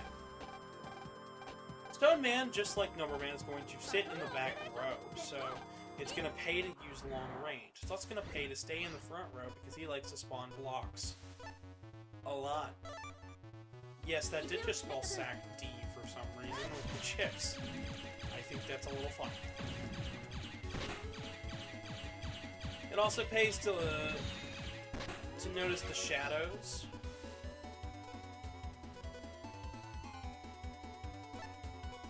Iceman, make MegaMan go bird. Well, he shouldn't make us go bird this time around, at least.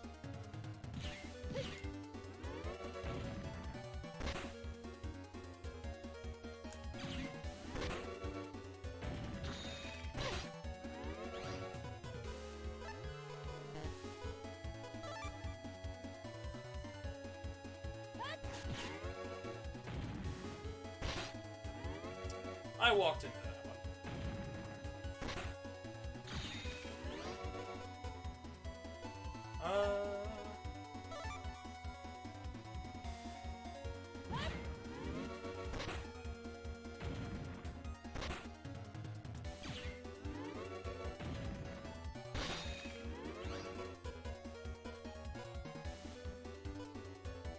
Alright, since we have the charge shot, I don't mind adding here.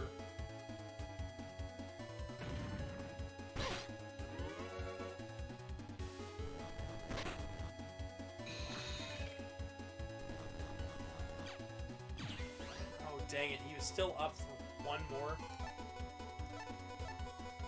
And this is going to be our first program advance. Zeta Cannon 1. In later games, it would just be a one-shot attack. Here, however, it gives us a timer, it gives us invis, and you can use as many cannons as you want within the timer. The invis wears off when the timer wears off. And that led us to a clean victory against Stone Man.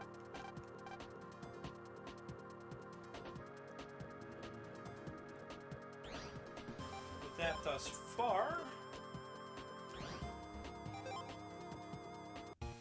we're going to go ahead and get off of Dex's PC and head over to the Metro line, because now it should be active.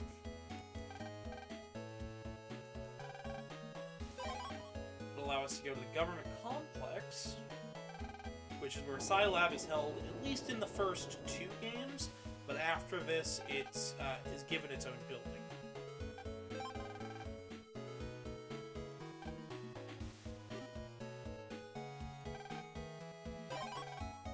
It can be easy to just grab a pass and leave, because when you come back, now I don't have to worry about it. That person right there will tell you to program advances.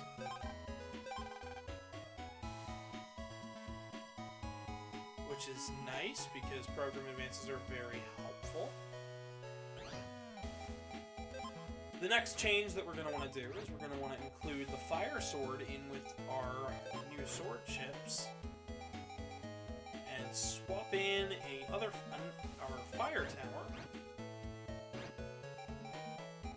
instead of a. Let's get rid of one of the. Yeah, that one. Because our next battle, this one's optional, completely optional. However, I think it's quite helpful to do so. This is Sal. She's giving away free, healthy lunches for the scientists and people who work at the government complex, as well as any passerbys, which I think is super sweet and kind. And she operates Woodman, which Woodman's a bit rude. Oh, I didn't even notice the area grab I have is A code. It's going to stretch out our battle a little bit, but it won't be too long.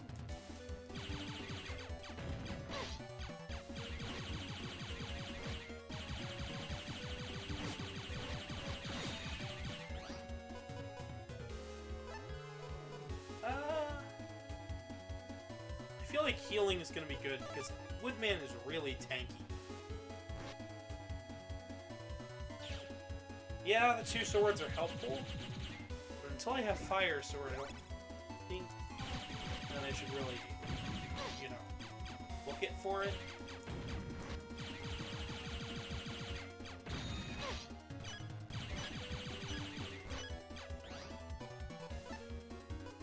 Well, I guess I'm gonna try it anyways.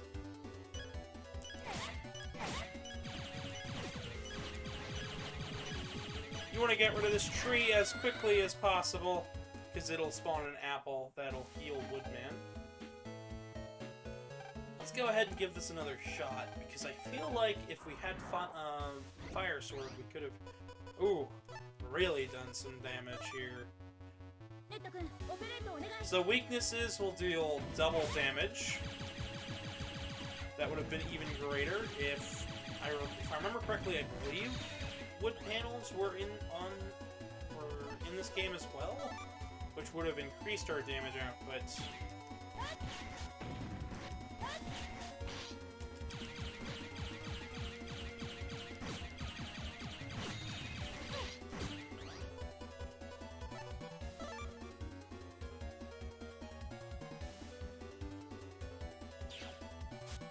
And this right here takes out Woodman, easy peasy, lemon squeezy.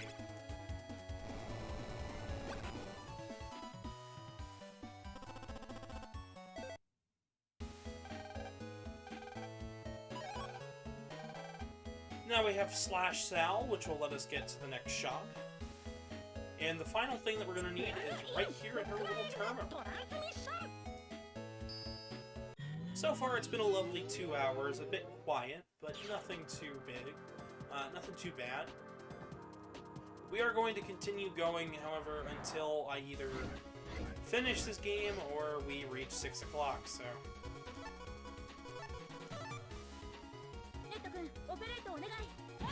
Inside of her terminal are lots of very powerful viruses, so please be very careful.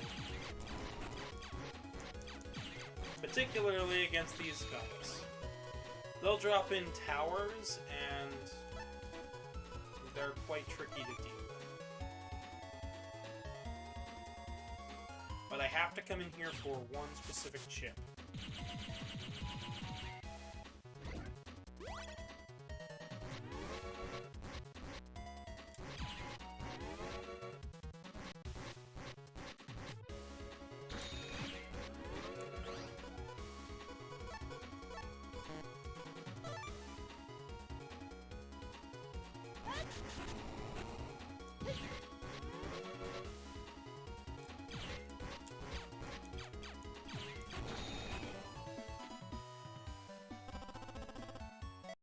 Just like that, we're now at 380.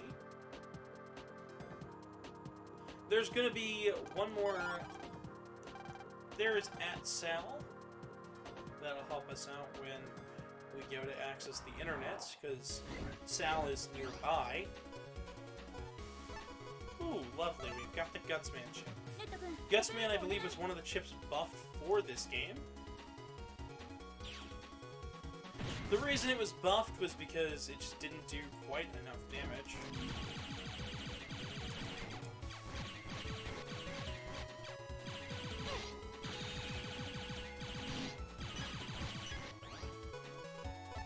Alright.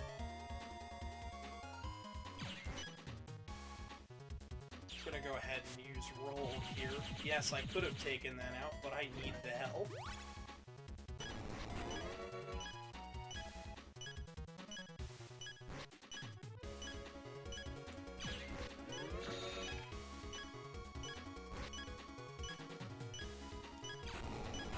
Thankfully, since towers need the space to cover, I don't have to worry about it too much. And that's 120 health right there. That's an incredibly good chip that we're going to instantly put in our folder. Carrot Smoking Pipe Revolta says, well, look who's back at it again. Yeah, it's your boy. It's your cat. I'm back. Secretly, I never left. I've been working on a massive video project for the MegaMan series for a little while now, and I figured to give you guys a sneak peek, as well as, you know, say, hey, I'm not dead, I'm still streaming, I'm still planning on streaming. Oh. Well, I didn't mean to do that, but I guess it wouldn't hurt to have...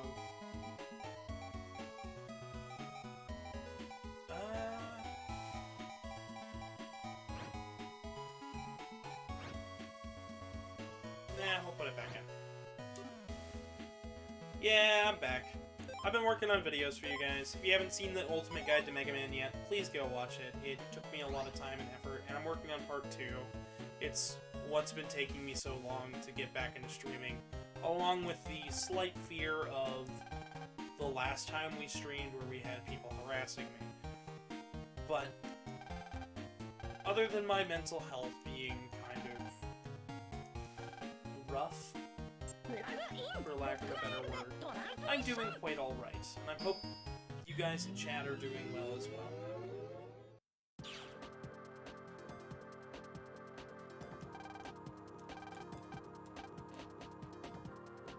Okay. Escape L. We're gonna get a whole slew of escape chips, which aren't very useful, because I don't really...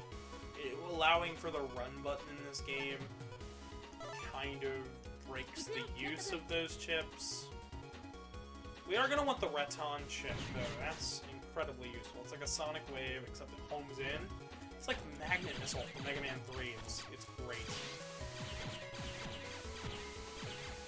Oh, and it played it smart with the panels. Of course it did. Let's go ahead and use roll here. Oh, darn it. Right, they changed how it works slightly. I need to be in front of it for it to notice it. Plus, I think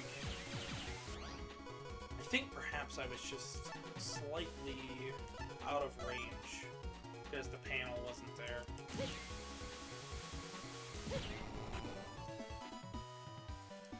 But don't feel too afraid. Don't be too afraid to chat. I'm just as talkative as ever. I am going to be putting out another set of links, so if you're in the Discord and you get another @everybody, do not be alarmed. It is just me letting you guys know that I'm live still. Because I know some people have been looking forward to me streaming. Oh, I forget these guys don't move like they do in later games. They don't slide across the field anymore. That's always the tricky bit about coming back to these older titles. I've got all this muscle memory.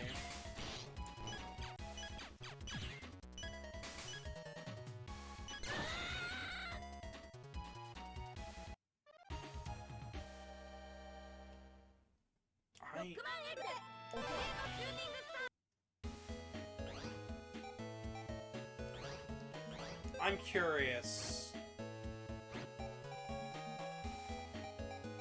Okay, I did. I'm not losing too much. I didn't waste too much time there. I'm glad I saved.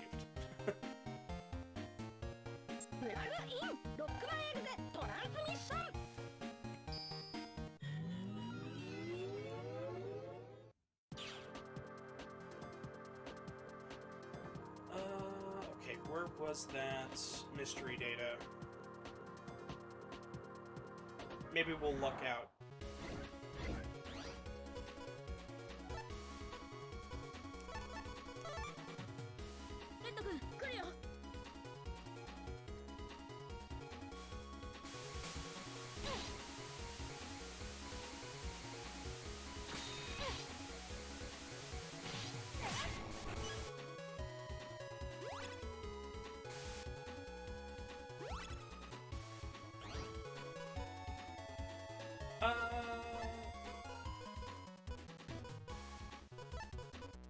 I'm not confident in hitting him with this, but we're gonna try anyways.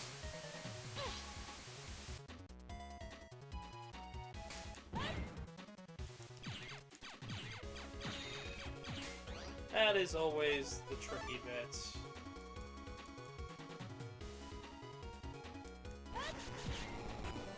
Ah, it worked out. If you guys are new to the Battle Network series, they are action RPGs set in an alternate universe to the classic Mega Man games. You're going to see quite a number of differences from the classic games, which I think are fairly cool changes. It's a mixture between a deck builder and a strategy RPG and an action RPG, and it just kind of works. It feels nice to play.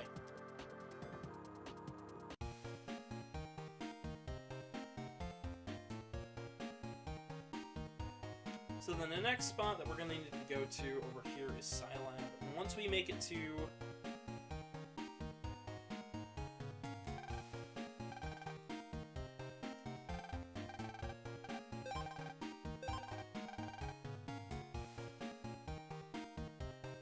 they allow us to use the elevators now. We'll be exploring down the right side of Scilab in a bit.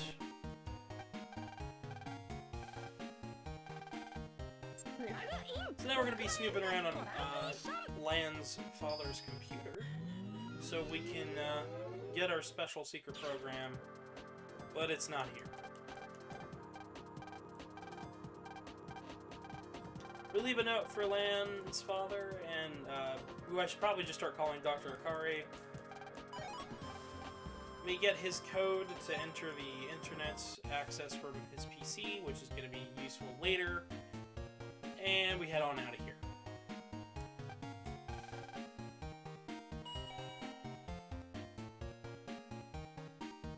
Oh, right. I promised that we'd check out everything over here.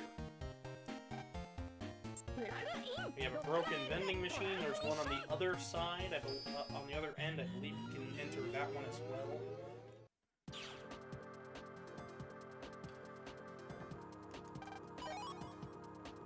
$5,000 Zenny. That's a good amount of money.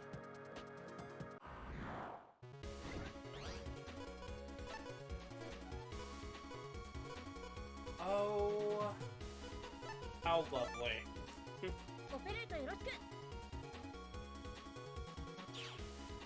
So long as we can get off the charge up, we should be good here.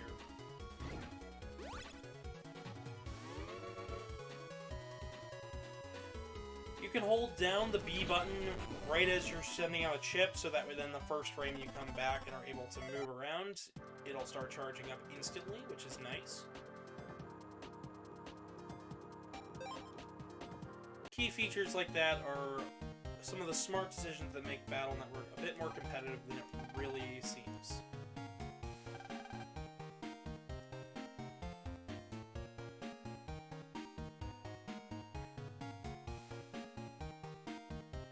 There are going to be NPCs later on that allowed you to trade chips with them. And there's also sub-chips that, oh, they aren't in this game, right, because you don't need them.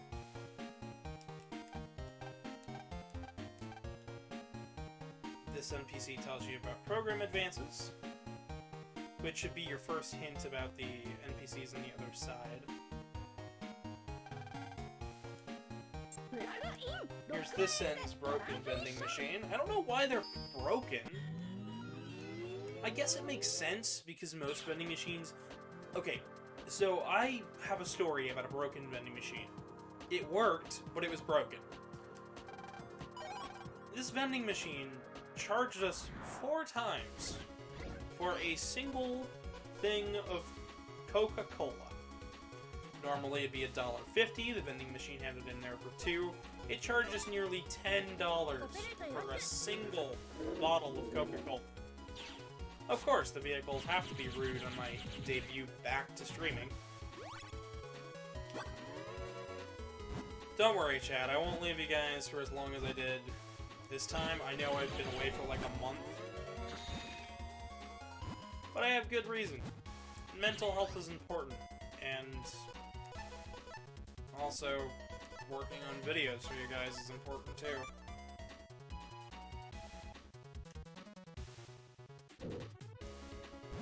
I enjoy streaming and I enjoy putting out content, but I feel like the long-form content that I put out in video form is much higher production value than my streams. Mostly because I spend a lot more time and effort on them.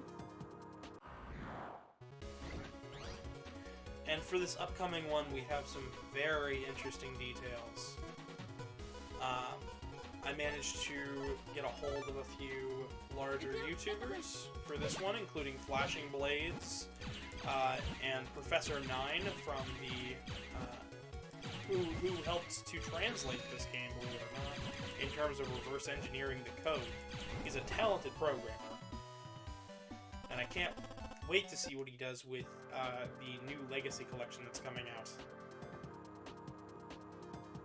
But all that being said, I'm just glad to be back to streaming.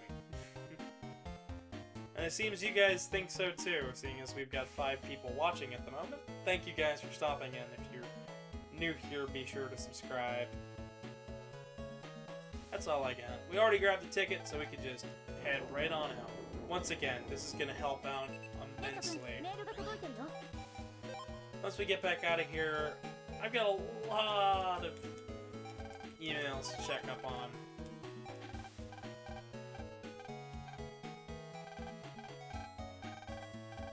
Most of this stuff's tutorial, but the most recent one we got is actually a power-up.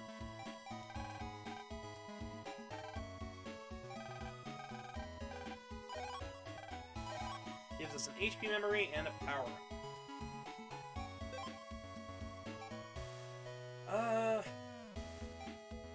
I'll put it on attack, because I feel like having more attack is good. And I believe I mentioned that I wanted it on attack beforehand.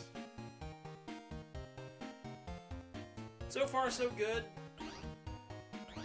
We've powered up MegaMan to about 240 HP. X0XL, hello! You say poke, I say hello. I don't believe we've lost any subscribers. We've actually been gaining quite a number of them, thanks to the most recent MegaMan episode. Speaking of X0XL, I believe they're one of the new subscribers from Shadow Rock. Shout out for my channel, which is great. Of course, I don't just do MegaMan content, but I am doing quite a bit because this is the 35th anniversary this year, so leading up to all through 2023, we'll have a lot more MegaMan content instead of Sonic, so. We're friends on Discord. Well, I'll be darned. Pleasure to have you. I'm sure we are. I've been meeting so many new people lately, it's kind of hard to keep track of everybody. Ugh.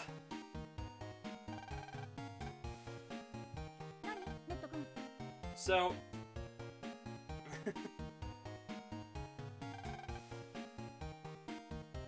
how was Christmas? Christmas for me was a bit, lack of a better term, a bit lackluster. I did a bit of cleaning up around the house. I don't feel like I got as much work done for the channel that I wanted to. We exchanged gifts a little bit around the house. I tried my best to make a few gag gifts, but I don't think they were that funny. But I'm actually going to be using some of the, I'm going to be using a bit of my, the fact that I didn't get a whole lot for Christmas to try and get myself a new jacket this year.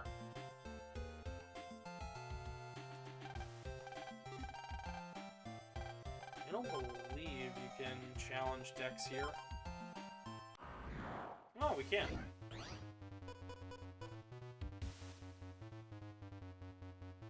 I got a couple figurines and things, but 3 games and the kind of corn seeds? Huh. Interesting. I've never heard of a game being a corn seed. Usually games are games.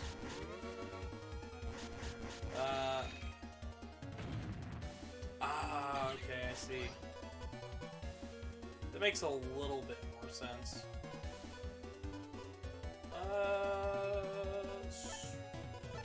No, I'm gonna save out.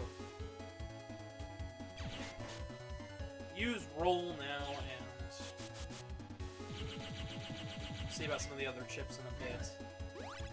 I am gonna, once again, I'm gonna be giving out more links later on throughout the stream. I'm gonna need to take a short restroom break, but we are gonna be going all the way until 6 o'clock for me, so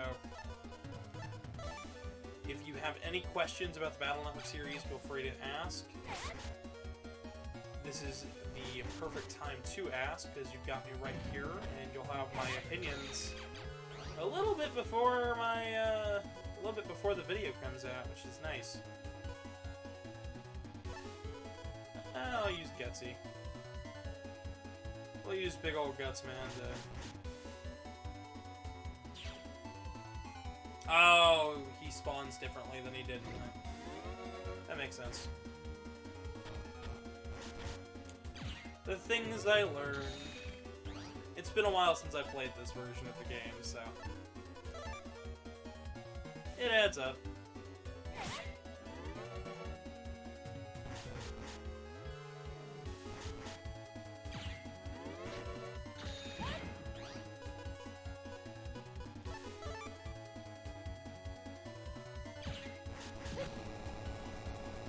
And with that, Gutsman is down.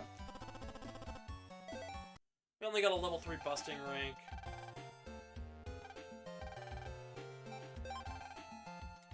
Now we can battle Dex whenever we want, which is perfect for me because I'd quite like a Gutsman version 2 chip. We'll go for this battle one more time. Hello, Alexi! Welcome.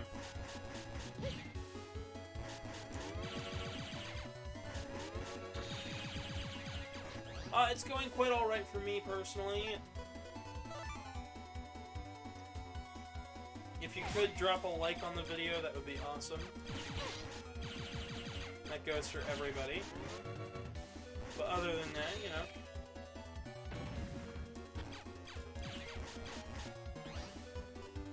Been good. Been good. Surviving. I think that's the best term to describe my life. I've been surviving.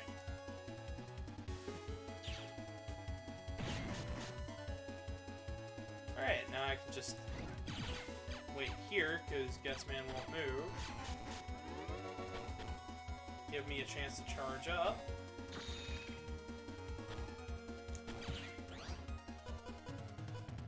And... yeah, I'll cannon. But how are you doing today, Alexi? Revolta, I believe I already asked you, but the same goes for you and any other members of the chat. Feel free to tell me how your day is going. Always down to listen.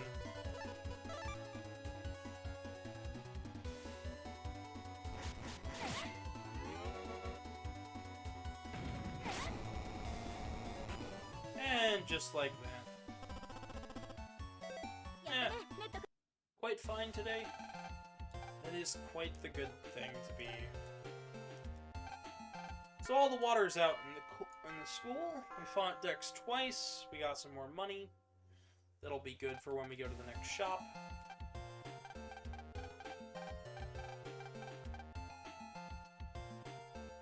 However, if you folks don't mind, I actually have to use the restroom as well as put out some more links to promote the stream.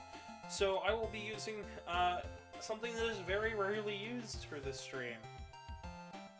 I will be right back, folks. Bear with me.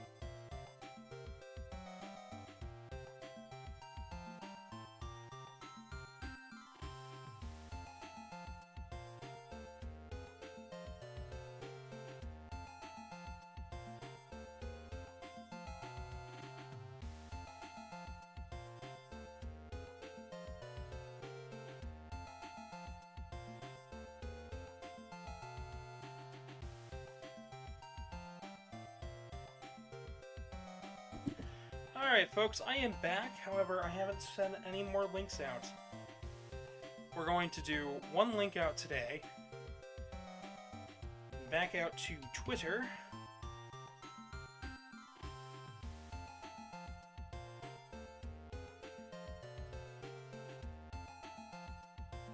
If you didn't know that I had a Twitter, well, go free to check the description.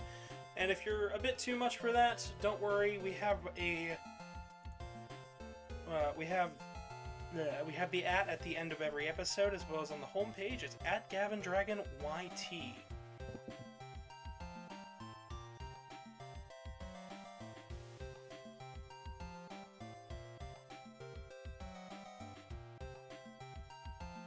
Alrighty.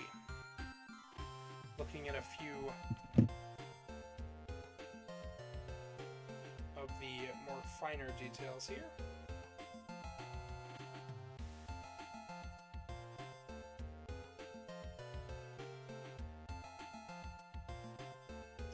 We got a new subscriber as well. Lovely. Alright.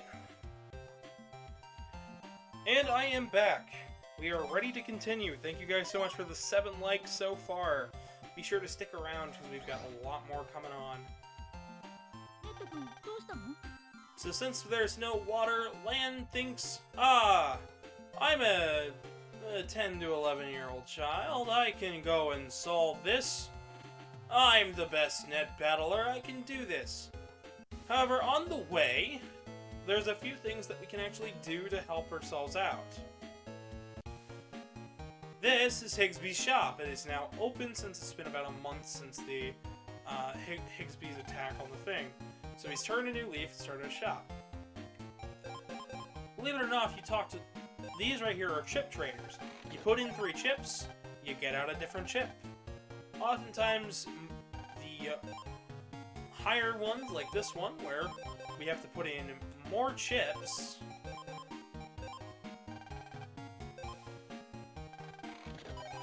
will give us better items, such as Invis Eye right there. On top of that, you can also talk to Higsby right here, and buy chips outright, just to get them easier. However, we're not going to do that. There's no reason to do that. The main thing we want to do is actually refight our good old pal, Number Man here.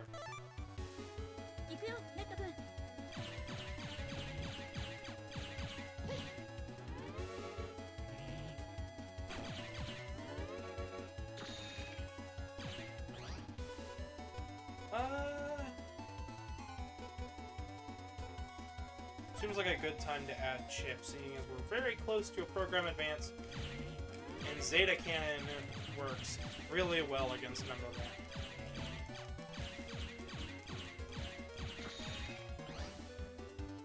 Ah! Perfect.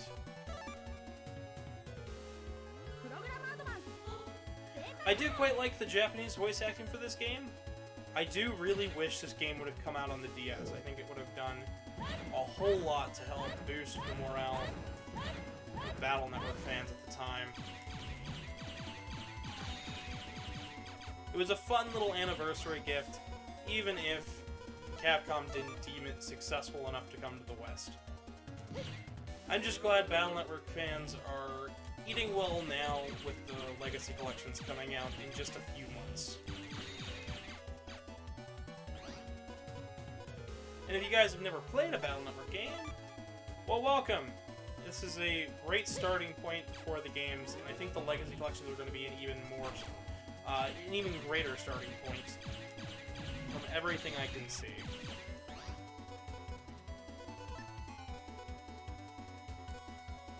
I'll go ahead and get rid of the sword.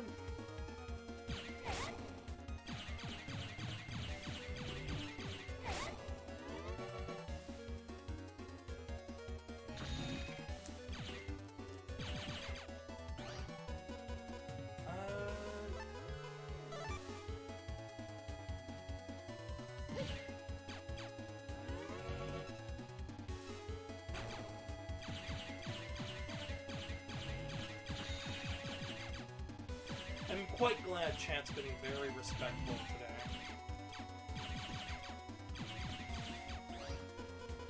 It's helped to ease my anxiety as I come back into my groove here.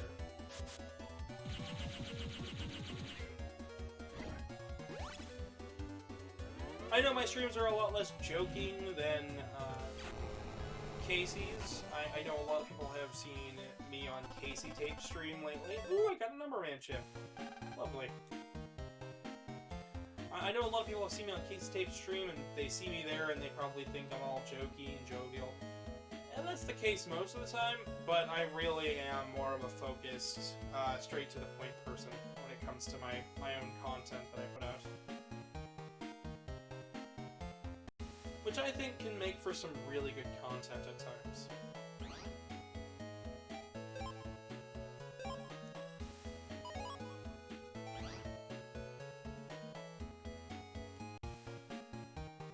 One thing I haven't shown off is, do you have any cool stories about corn?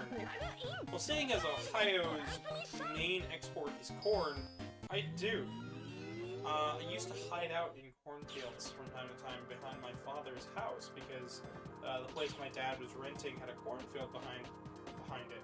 We weren't usually allowed to play in the cornfield, and I don't think we were ever really supposed to. So my dad always told us not to. So we didn't. My dad and his at-the-time girlfriend decided to try and scare us. How did he do that? He snuck into the cornfield from the other side of the house, went all the way around to the back side of the house, through the cornfield, mind you, not being able to see, and started rustling the corn. I grew up as a farm. I did not grow up as a farmer. I just grew up around a lot of farmland. My father grew up on a farm. My mom grew up on a farm. So both my grandparents owned farms. And then when my dad rented a place, he got one out in the middle of nowhere, which had a farm behind it that the homeowners owned. It's just kind of the life of living in Ohio. There's a lot of corn, a lot of farming industry. Doesn't mean that I know a whole lot about it, honestly. But essentially, he spooked us, and then by the time we ran back inside, he had already gotten back inside. Yes, I am streaming. This was a planned stream, and then Shadowrock put out his video that helped promote the major MegaMan episode, and it just kind of all worked out. I wasn't really expecting him to speak so positively about my video. But yeah, no, I'm glad to see so many people show up for today's stream, especially since I haven't streamed in nearly, oh god, 2 months? Or, well, it was 4 weeks. It's been a month. And, yeah.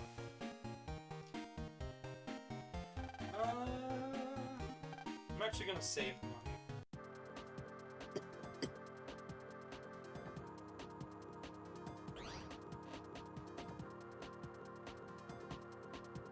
I don't know what happened there. I think I'm gonna have to get some more water in a little bit.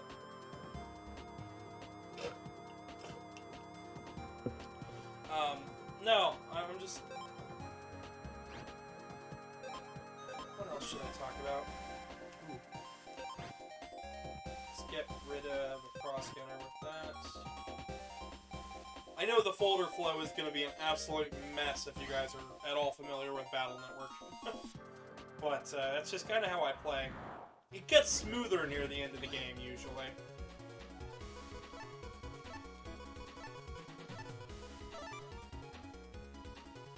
But no, I love the series.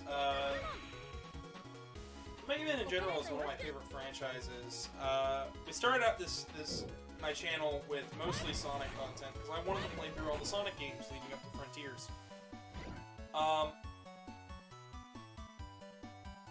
Burnt copy or given by a family friend. Ooh, fancy! Gotta love some piracy every now and again. Good ways to get people introduced to series. For me, my first Mega Man game was actually Mega Man 6. My father, my parents had just gone through a divorce, and I was feeling a bit down in the dumps, and my dad had jokingly said that I was upset because I didn't have a controller in my hands while I was at my uncle's, and my uncle decided, hey, let's show him what we used to play, and they pulled out an NES, and I got mesmerized by the box art of MegaMan 6, and I spent the entire afternoon cleaning that cartridge to get it to work, along with Mario 3, and by the time I got it to work, I had attempted Nightman stage, and it frustrated me a ton, because at first I thought it was a stage select, but it, well, not a stage select, but like a character select, but it wasn't, and it just confused me, and then the more I learned about the series, I learned, the pixels called me, something called me, but the sprite artwork, the artwork on the front of the box, because Nintendo of America did some lovely artwork for 6, because Capcom didn't release it over here, it was actually Nintendo's full thought to do so. They just did a lot of really good work on it. Regardless, I fell in love with the series and I wanted to know more, and by the time I was able to leave, I had only tried 2 stages. Nightman, which I didn't get very far. I got to the crushing floor and I couldn't figure out how to move any faster. And I tried out, I believe, Plant Man, or Centaur Man. It was one of the other ones. And it mesmerized me. I needed to know more. There were 6 of these? And from there I was hooked. I later found a copy of Star Force 3 in store and bought it instantly. I begged my mother for even just the slightest hope that I could buy it, and luckily she let me.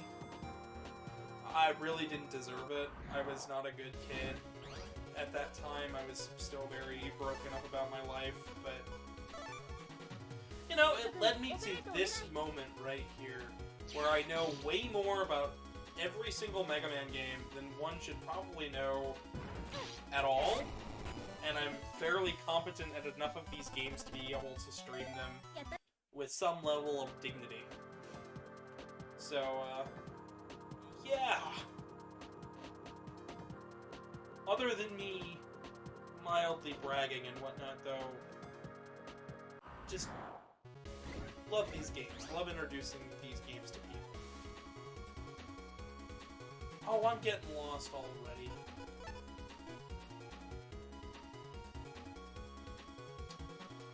I do have the Maverick Hunter Guide books. I know about the Complete Works books, however, if you watched my video over the Ultimate Guide to Mega Man, thumbnail in the top left corner, you'd actually know from that video I own the Complete Works PlayStation 1 games.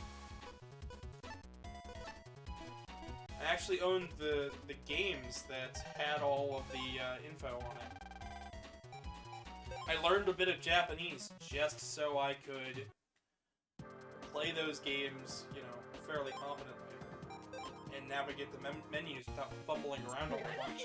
I later on got a Pocket Station just so I could try out the minigames. Love the Complete Works books. Great hardcovers. I think my favorite... I'm still partway through the video.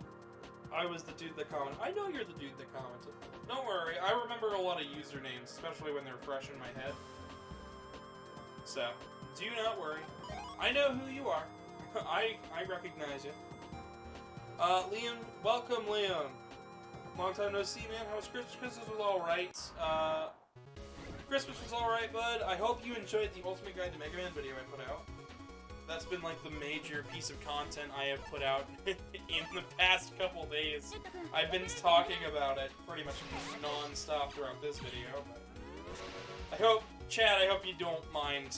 It might get a little repetitive from time to time, but I feel like not many of my subscribers really ended up watching that video, and I put a lot of time and effort into research and editing and getting multiple different co-hosts and co-commentators and guest speakers on for it.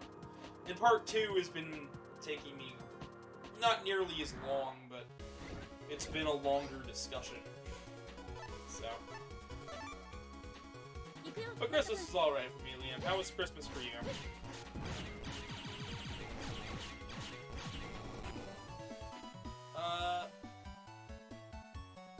Rocket Middle says, literally sitting here at work playing Tomba on the phone watching this.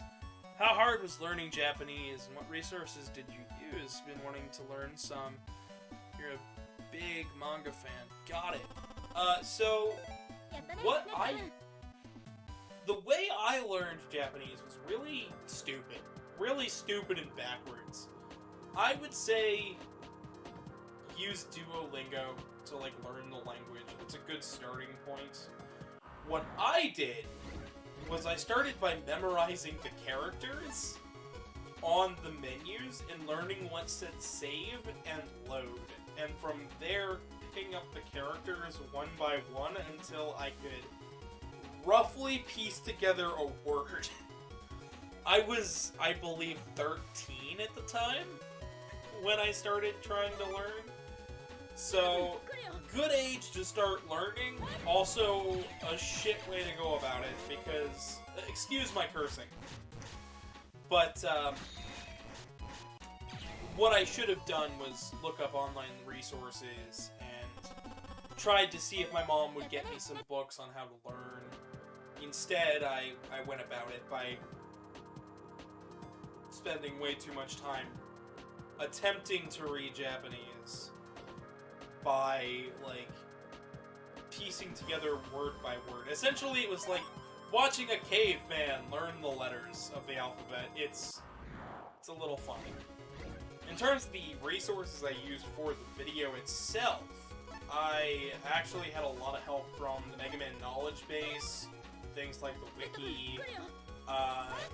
just generally talking to people on forums. Most of my research and development for the video started about 4 years back, before the video had even, you know, begun to surface in やっ my たね。ねっ mind, くん where I... Say you have no idea how to learn English? Well, I mean, you're speaking pretty good English, so I think you're alright. I think you're doing just fine, Revolta. Got really sick, so had to go to the hospital. Oh no, she's fine now. Get a lot of Nick Cage stuff. Awesome. Well, I'm glad you're doing alright. I'm glad it went okay, and awesome to hear that you got some Nick Cage stuff. But no, a lot of my resources for the video came down to meeting people and trying to discuss with them. When I started this YouTube channel, I actually knew from the get-go I wanted Reploid Remo to be on it, and I wanted to cover the MegaMan games. So I reached out and I tried to be as polite and kind as possible, and... Oh, dang it, it's the other one. I'm going the complete backwards way about this. Yeah, no, I knew I wanted to cover them, so I introduced myself and I tried my best to be friendly and polite and not, you know, overstep boundaries. And I just started meeting and talking to people about these games that I love. The problem with the MegaMan community, and this is something that I think makes a lot of sense when you put it into perspective, but it's still incredibly infuriating. It's not fractured like the Sonic community is, where everybody's got their own preferences and styles. There are some people who do that, but most people respect all of the different games and everything they bring to the table. The problem is that they went, I don't know, 7 years? 8 years without a new game? And that led to a lot of cynicism, and that led to a ton of cynicism. Like, people are just rude about this franchise a lot of the time, which is a shame, but it's true. And it makes talking with people about the franchise in a positive way very difficult to do. That's why when we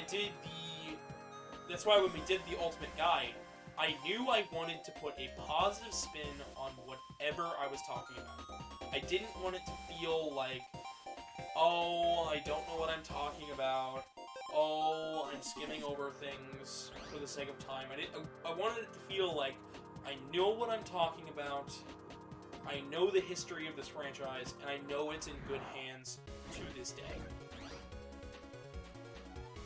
Syntax, sentence structure, possible for me here in Canada. I believe it. French is ridiculous in terms of being a language. The most recent tip I've heard about learning French is gurgle water. I heard that and I went, what? And I'm like, yeah, that's the muscles they use for their talk for most normal language. And I'm like, that's crazy. And they say it's a language of love. Okay. Just ridiculous, just ridiculous. Aside from me getting lost on this map and having to redo this twice, though. I hope the small bit of insight I'm able to give about the video making process and the resources I did and the trouble I went through between it you know, shows that I really did mean everything I said in the MegaMan video, that I do have a positive outlook for this franchise. That between 11 and the collections, it's still bright out there for X-Dive being the most profitable mobile title for Capcom. Like, this franchise isn't going anywhere, and I feel like pretending that it is just silly. It's just a silly thing to think.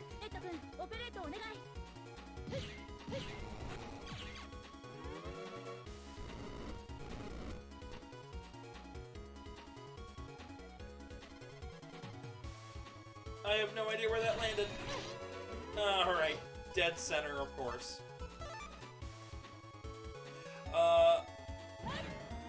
Come to Canada and say our French is utterly awful.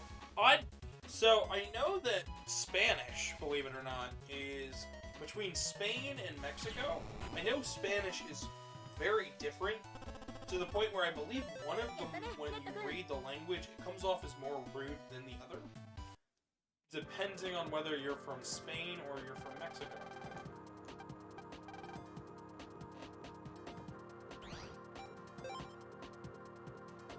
Oh, they're talking about language. I'm talking about it as well. One of the things about language is that it's a little funky sometimes. Alright, we've got much harder viruses.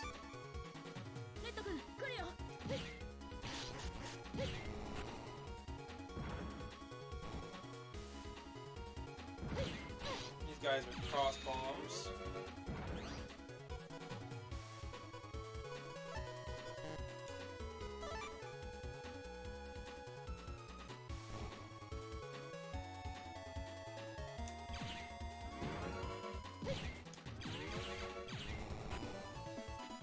But don't worry, Revolta, I'm not talking too much about Spanish. Just about the fact that people may say they speak the same language and come across differently depending on where they're at.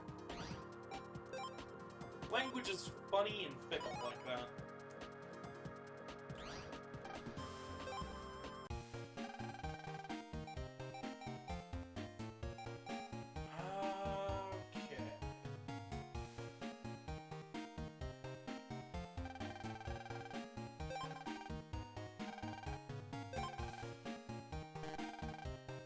I know I shouldn't buy all of them, I should save it for more power-ups, but...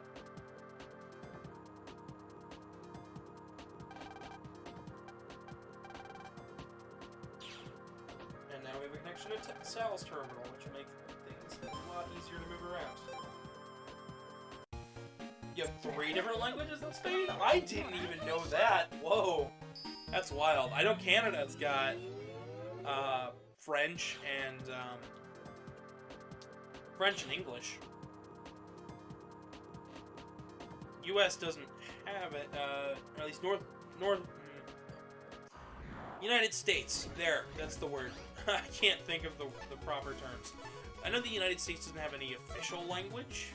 I know most people speak English, but...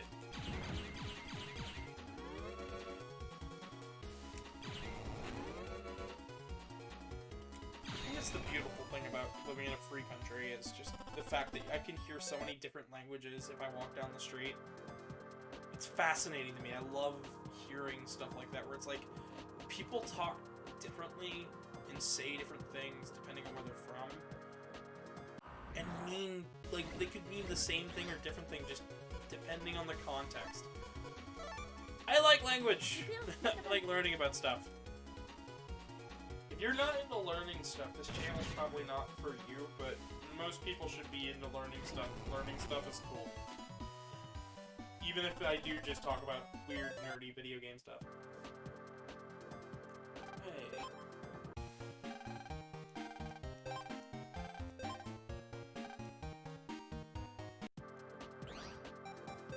And with that, we're up to 320 HP. 何ネット君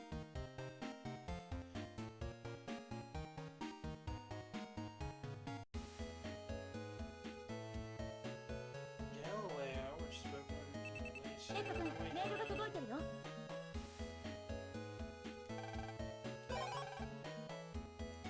Huh. Interesting. I did not know that. The more that I know.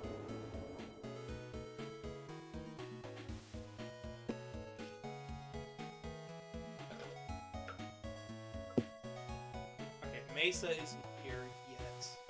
Mesa opens his fish stand nearby. It's actually the only game with Mesa in it, which is weird because Mesa shows up all over the anime.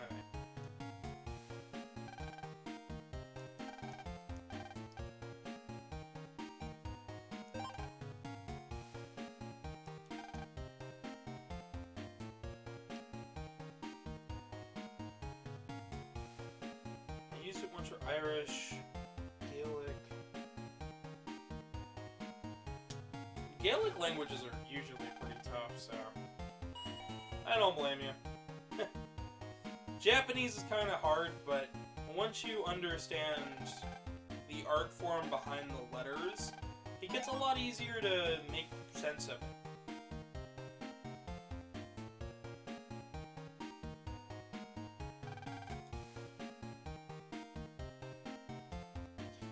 Oh, I should probably check out that other terminal up here.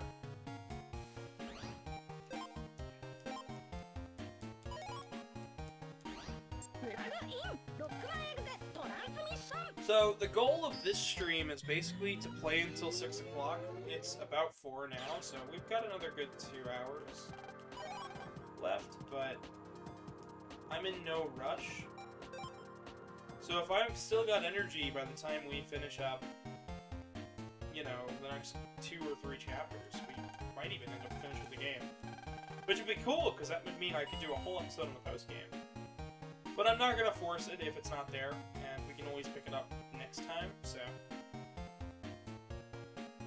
Now, I'm not sure about right away.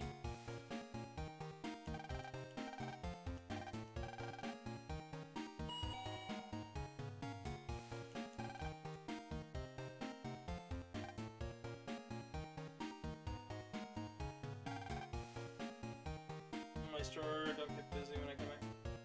Understood, Rock and Metal. And don't worry about missing any of my streams since it's YouTube. It stays straight to the channel in the live section. So, yeah.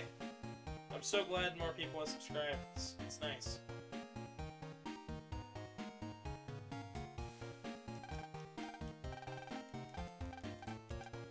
This is Dr. Freud. He is the head of the water workstation here. Interactions is what's best about streams. In fact, it's why I try my best to interact with the audience as much as I can, but I do ask that people keep it respectful. Because I know for a fact that some people don't. I've had a couple audience members before just be real, I don't want to say rude, but I've had a few that have gotten a bit creepy. But, regardless, HP memory. You can tell I played this game a lot. It's So my history with the Battle Network games actually comes from, I went to GameStop and I asked if they had any Mega Man games, and they gave me Battle Network 4, Battle Network 3, and Battle Network 5. And they were on sale for like $5 a pop. You're gonna find out when I do part 2 for the Mega Man, Ultimate Mega Man Guide to Mega Man, that that is a steal.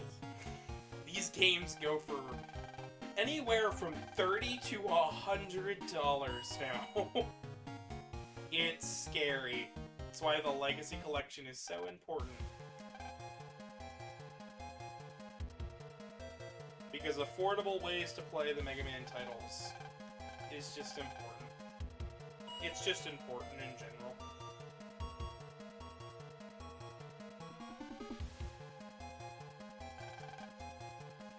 It's important to have video games be affordable so more people can play them and try them out and learn about the series and franchises. And here we're gonna find the main instigator of the plot here. This is Medi. She operates Color Man and hijack stuff. I would have loved if they would have recorded a second plug-in sound for Mega Man there for Lan to make it seem like he's trying to be more secretive, seeing as the original text box seems to make it seem like Lan's trying to be sneaky about the fact that he's still there. Can be its own thing, though. The whole gimmick of the Waterworks area, though, is the water and the ice we're gonna find.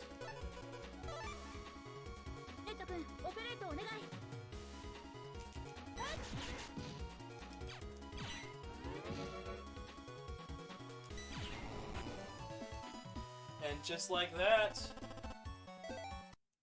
a new virus is defeated. We're gonna see lots of new viruses here. Ice and water element chips are one and the same, so don't worry about it. But we do want quite a bit of elect chips. Those would be really good about now. I don't believe I actually have any electric element chips though.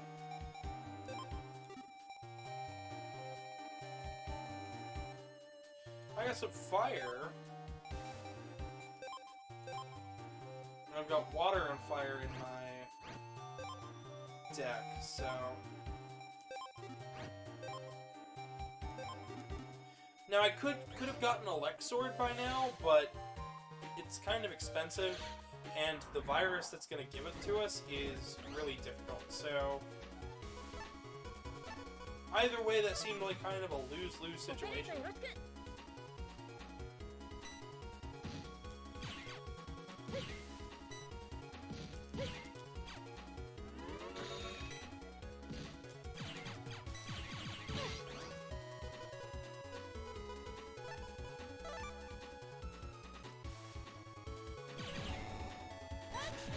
So far, we're up to 41 views. I hope we can get a few more likes before the stream is over.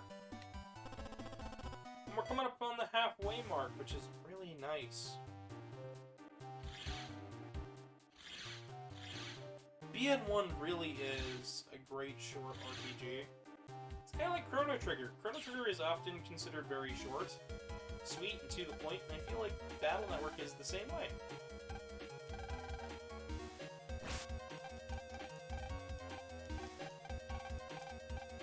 I should be having a co-host join any minute now, but for now I hope people have been enjoying my commentary on this title. I know it's been really cold where I live, which is very unusual for the sun. Oh, trust me, it's been incredibly cold where I'm at, Liam. We've gotten tons of snow, we were knocked out for a little while with how cold it was. I ended up getting sick. I probably still sound a little sick. Casey ended up getting sick. Part of that was due to some cats, because she's got some allergies. She didn't realize that she should have been taking her allergy medication we bought her. But that's neither here nor there, and I can be a little grumpy cat about it, but you know. I just don't want her getting sick. Caring about the people in my life, you know. It's how I do. Do what exactly, I'm still not sure, but it's how I do. So the towers here will always try to follow roughly where Mega's at. I don't need it. Waste of a turn, but it's alright.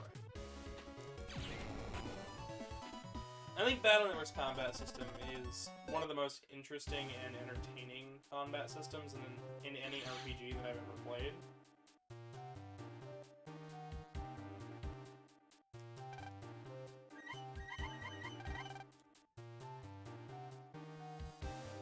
I know I don't have to do that one, I just always do.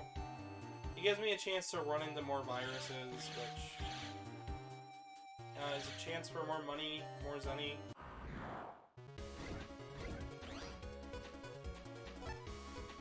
Which for me at least is always a good thing. レッド君オペレートお願い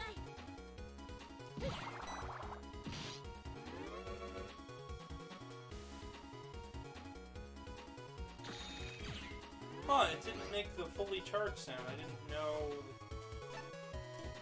I wonder if... Part of me is like... Was that in this game?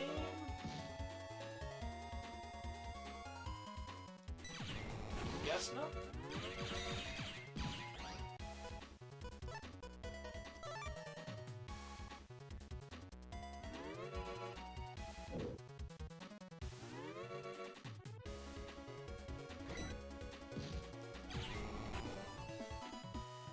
Liam says, you said you're, it looks like you saw cameras.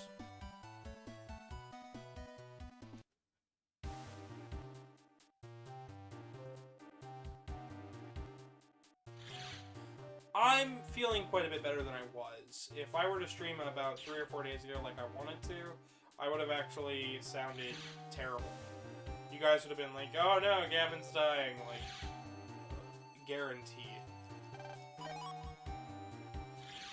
Which is why I'm glad I'm not dying, because it means I get to put out videos. It means I get to actually do the part of the job that's fun.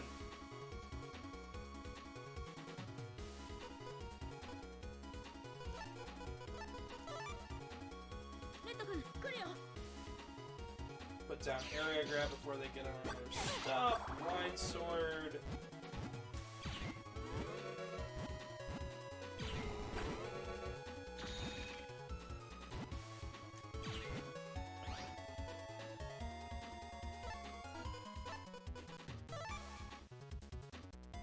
But no, I'll be alright. Thank you for the concern, though.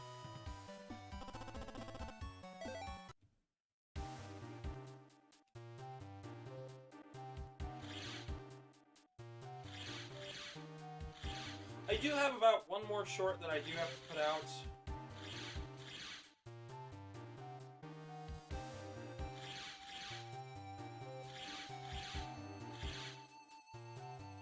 I don't know why my brain wasn't functioning there. Usually I can just cut right across.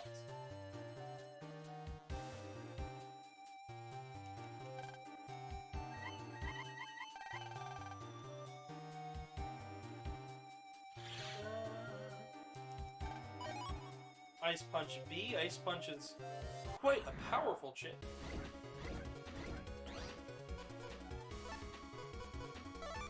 And it should come in...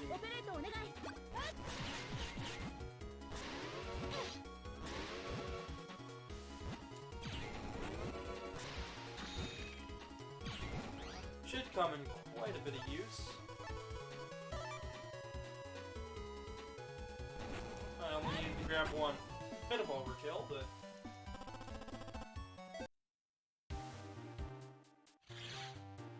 Now we can get through the path.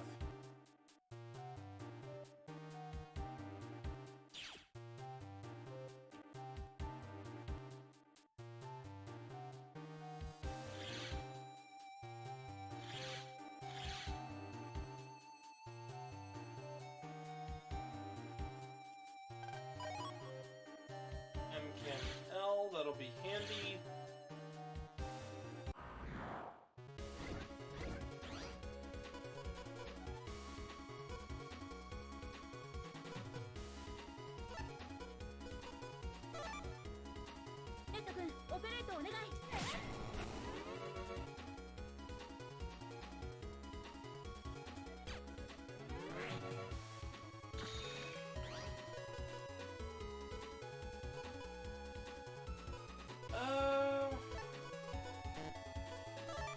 I feel like if I can somehow pull this off.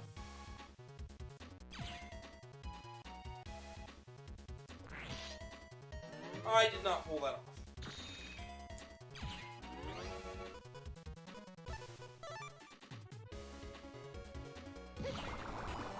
Did pull that off, though.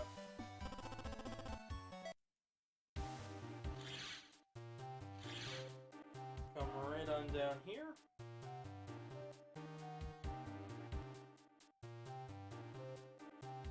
I do like what happens to the background in this area, though.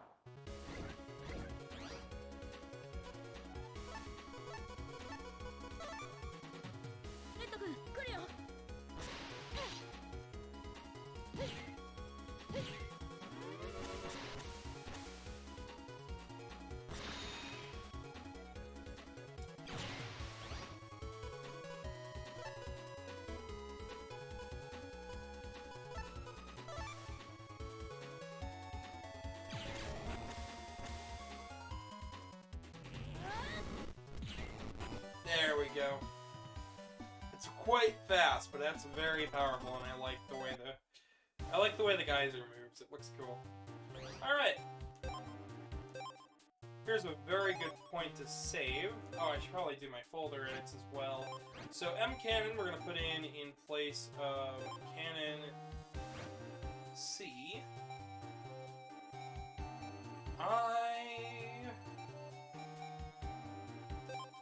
I'll throw in an ice punch over top of cross. Yeah, the cross. And should I put an aqua tower in? I'll also put in a high cannon over IJ. If I have a K for high cannon, we'll be able to beat it. Hello, Aquil! Yes, long time no see. I'm glad you had such a great Christmas. Mine was a bit busy. I've been working on a new episode, a new larger video for you guys. I hope you enjoyed the Ultimate Guide to MegaMan episode while I've been gone, though. As well as the few shorts I was able to put out in that meantime, in the intervening time. I'll also put Number Man in just for good measure. Because we're about to fight a mini-boss. They're two quite powerful viruses, but it plays the boss music, so yeah. Gave you a Sonic game? Awesome. I hope it's one that you didn't already have.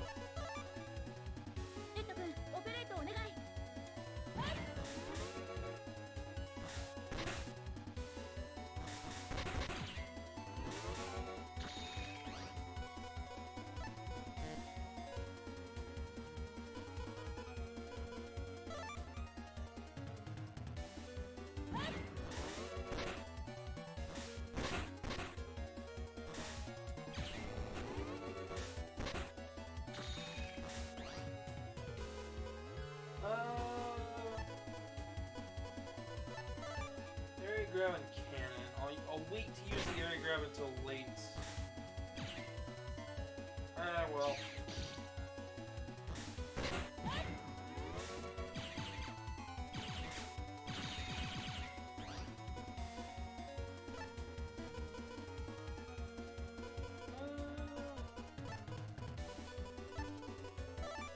Fire and then 120 just in case we get damaged here.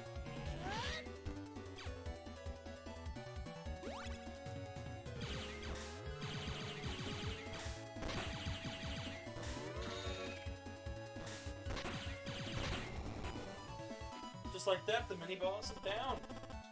Ooh, and a good busing rank, too. It's all based on speed.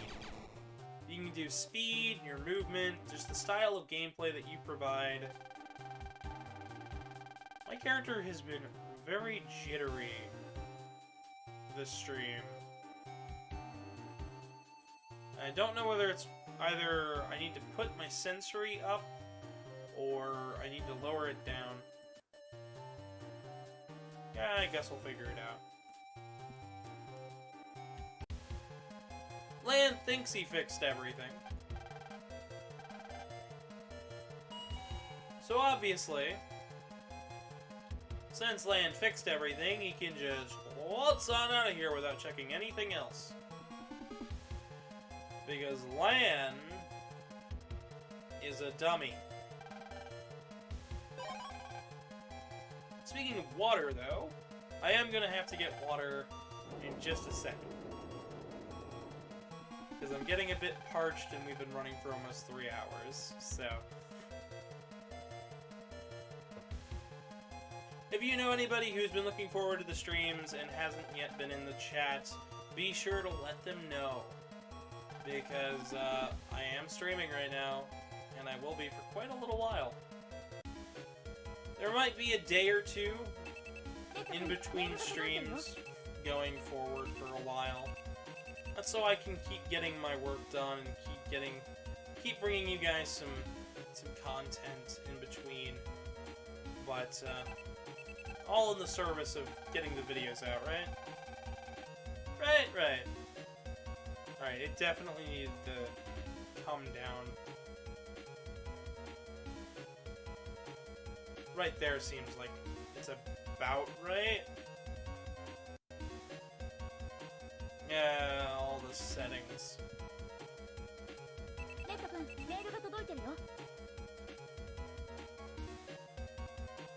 And that right there should set us up for this.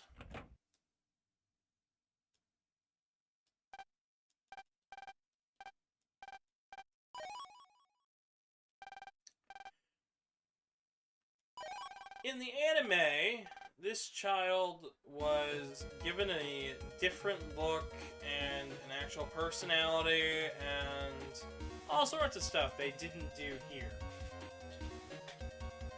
Which I think is a shame, because they totally could put in the new sprite. They totally could have.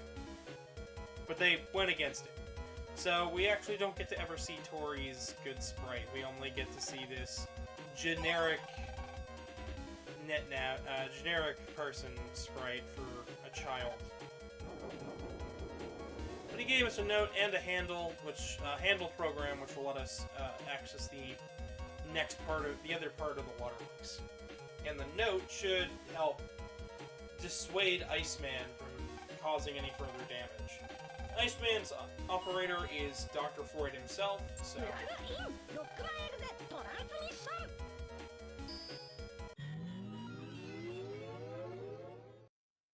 should be a well worthwhile time.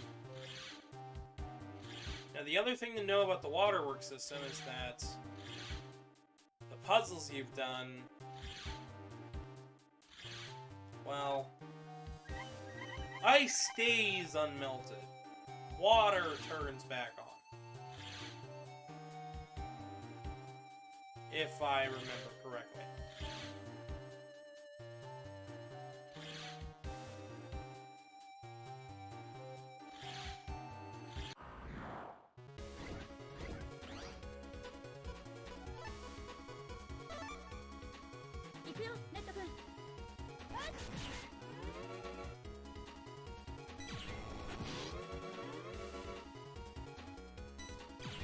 Later Battle Network games would remove the in-between charge shot.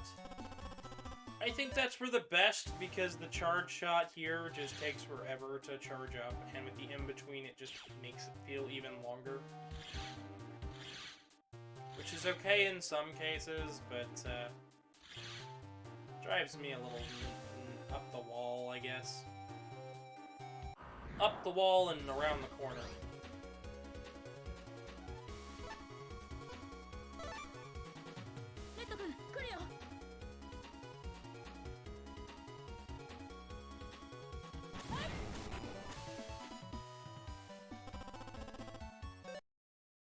Nice quick delete.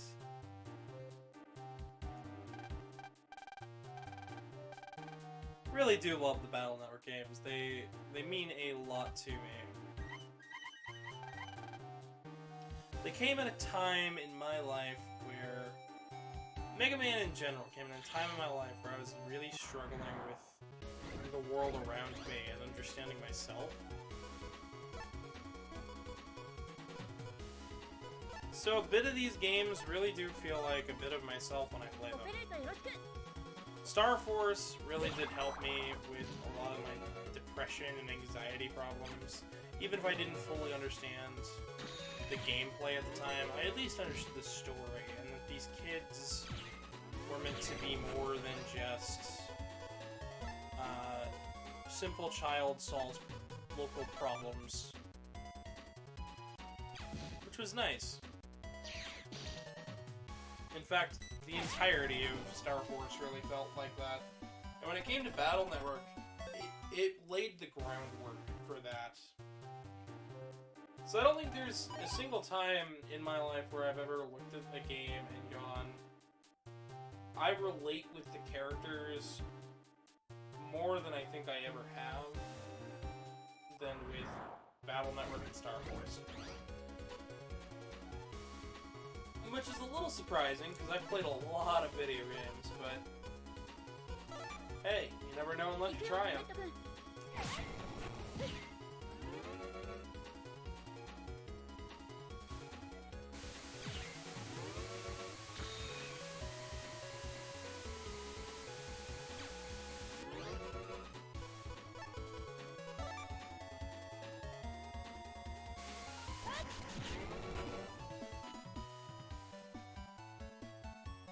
But yeah, I hope everybody's been enjoying the playthrough so far. And if you have, be sure to leave a like. You don't have to, but it'd be nice. And who doesn't love being nice?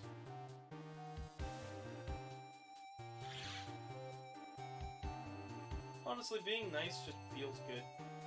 Makes you feel cozy inside.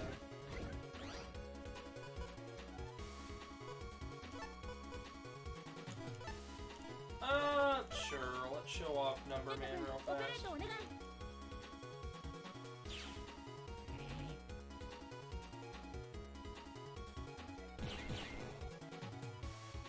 I learned about these games through Raw Mythos' original playthrough through Battle Network.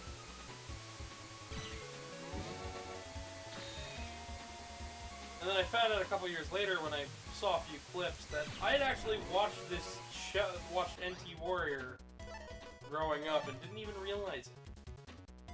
The series really did creep up behind me, but it was always there. It was a little strange, but you know.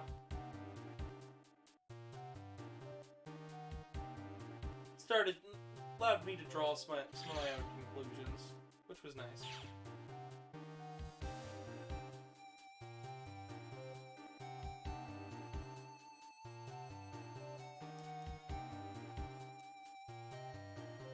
Oh, right, that's where you fall if you slip down there.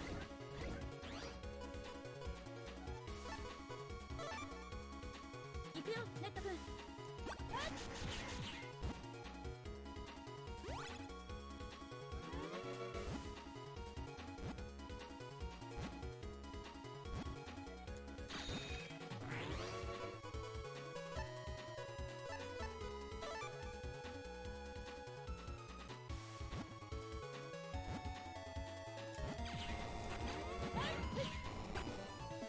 There we go. Clean victory. Not my cleanest, but clean victory.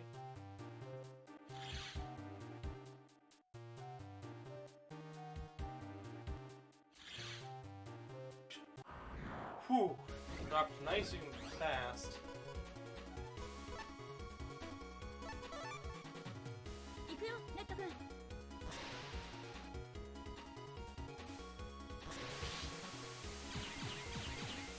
So I have mentioned before that the Ultimate Guide to MegaMan is going to be 3 parts. Part 1 tackles the classic games, all the way up through Legends in terms of timeline. In terms of release structure, ZX. When it comes to Part 2, it's going to cover Battle Network and Star Force. Part 3 is going to cover some oddities, and truly be to truly show the unsung hero of this franchise. Which I've kind of neglected to bring up to this point. I'm going to be showcasing a lot more fan projects, news sites, people who really stood out to me when doing research. That they really did help this franchise continue to find an audience even when Capcom seemed to have forgotten it.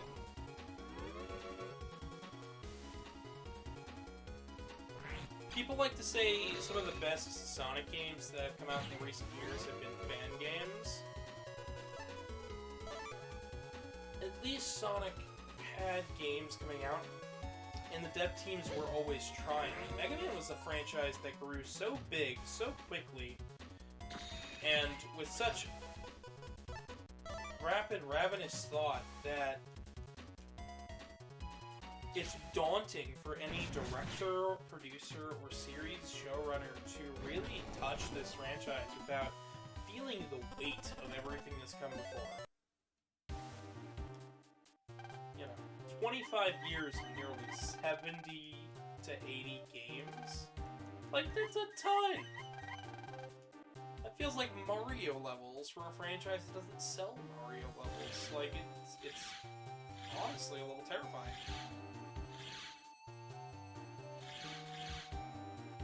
Oops. So another change I didn't mention about this game is that the run feature is always active. I can change that in the settings, but instead, when I hit what would be the run button in a normal Battle Network game, they actually made it into a walk button, which I think is rather funny. Because who doesn't love the walk button?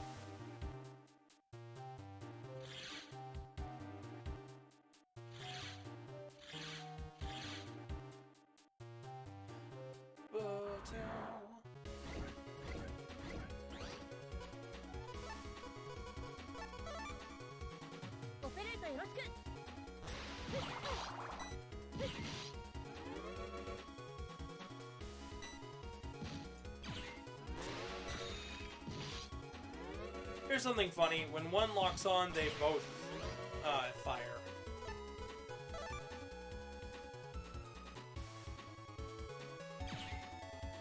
Always found that a little silly. Alright, this will kill him. With that, another set of viruses deleted. Ooh, and we got Tri-Arrow. Lovely. And another Tri-Arrow. Not a chip I usually use, but it can be useful.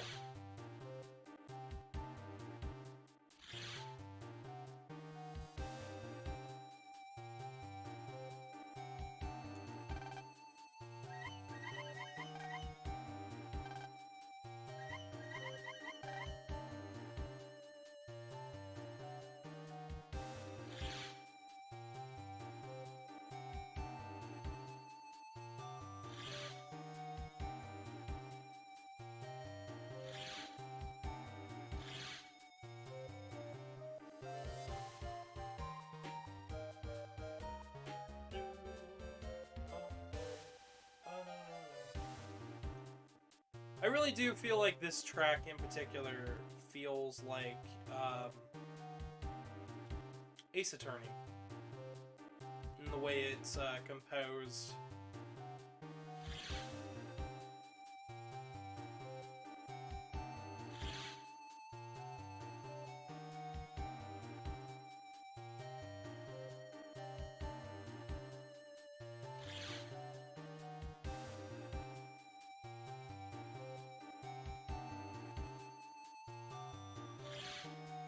They simplified the puzzle here just a little bit, which is nice. Finally, we get another power-up, which will let us... I'll increase the charge. Because I feel like I'm using the charge more, but I'm not actually able to get get the charge off fast enough.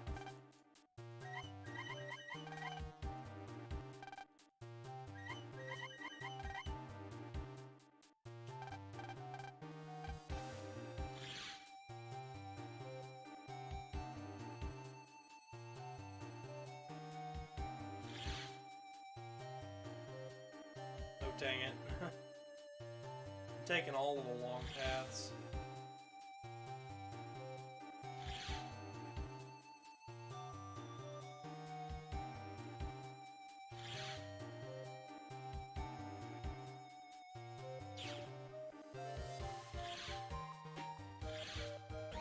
There we go.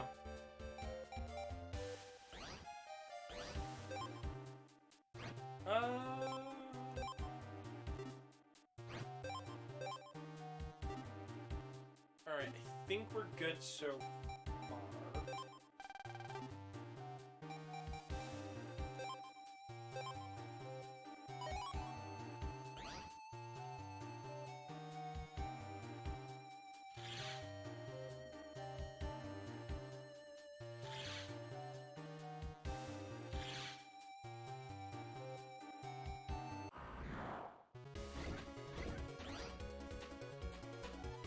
I'm sorry that I'm getting a bit quiet here. These sections require a bit more focus because they are puzzles that I have to solve.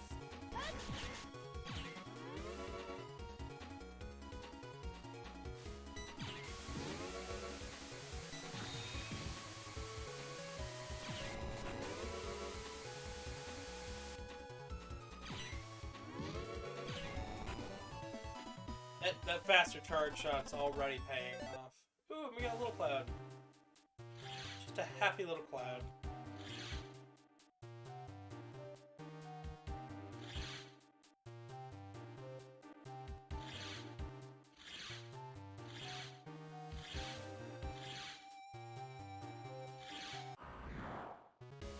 Oh, right, it's up to the right.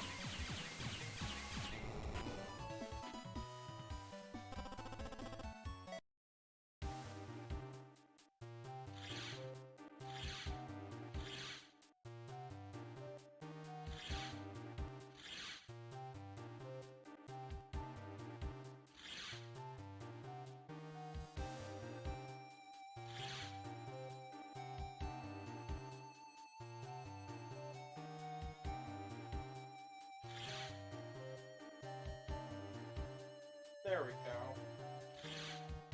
Stay down this way, use the water there.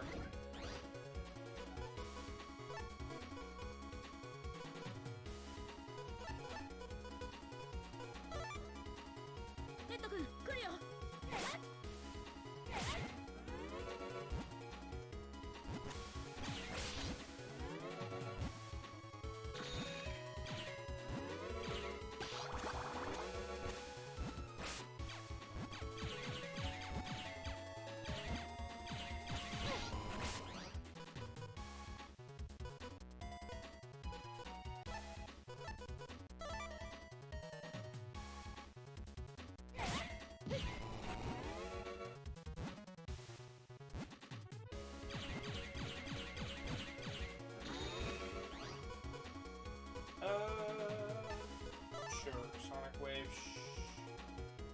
should beat them.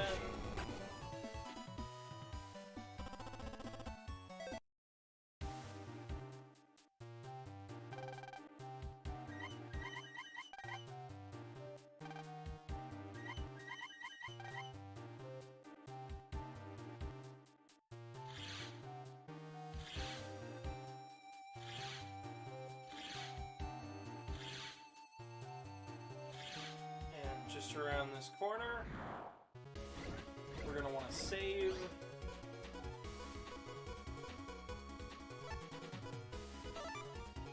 Let's hope we roll a 1 at least.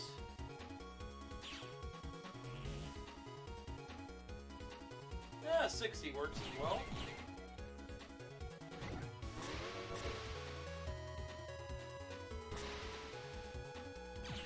I would love to get an Aqua Sword chip here.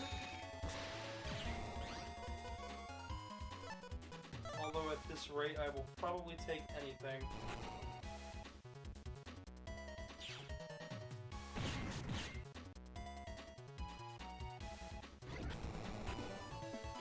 For those just joining me, we're entering about the halfway point of the game. And we're about to fight Iceman.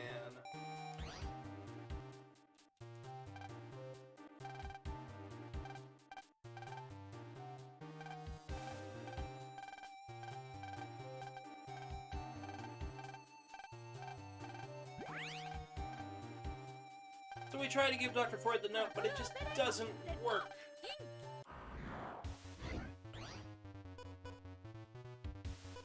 He's just not listening to reason. Which is okay for us, because I wanted to battle Iceman anyways. He's so cute. I just feel it was in our better nature to battle him regardless of what happened. I'm kidding, of course. Iceman is absolutely adorable and as precious as heck.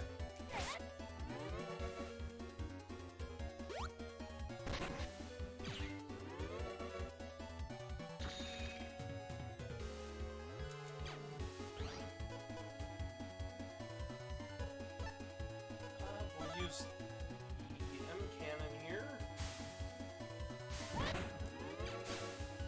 Well, I didn't want to use it like that, but I guess that works.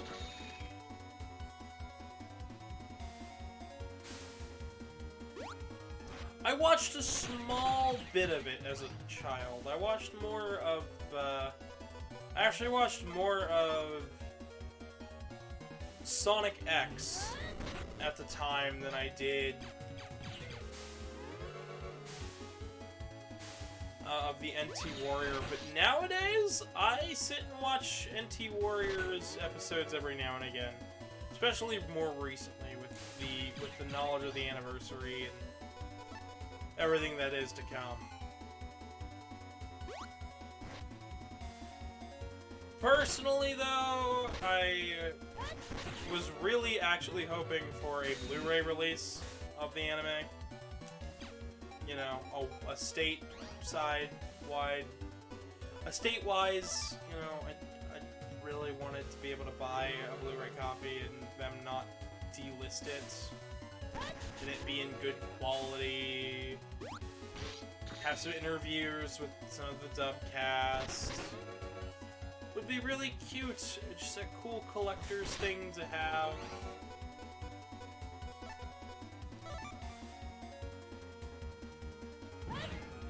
Some of the changes were a little silly, you know, get some reasons behind, you know, stuff like Fireman being turned into Torchman.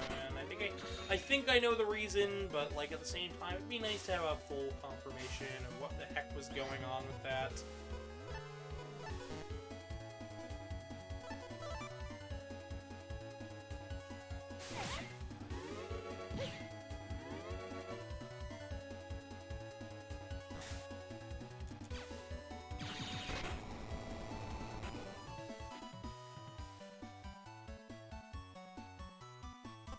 Release the manga. Release both the mangas. I'm not so much worried about the manga, but the anime really did deserve to be... The anime at least deserved to be done better than what it got. Which I think is a shame. Because I know they just said it's all of the seasons in Japan. Yes, it's not region blocked, but yeah. There are 4 mangas total. There is MegaMan NT Warrior by... I can never pronounce the name.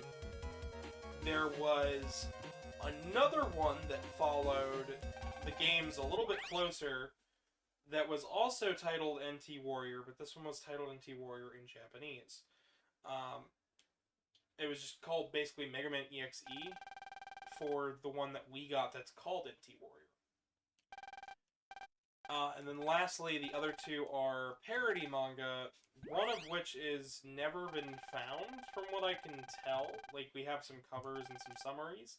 And the other one is more of a jokey, 6-panel, like, newspaper strip sort of thing. And Star Force got the same treatment with, I believe, two major manga appearances and one joking manga appearance.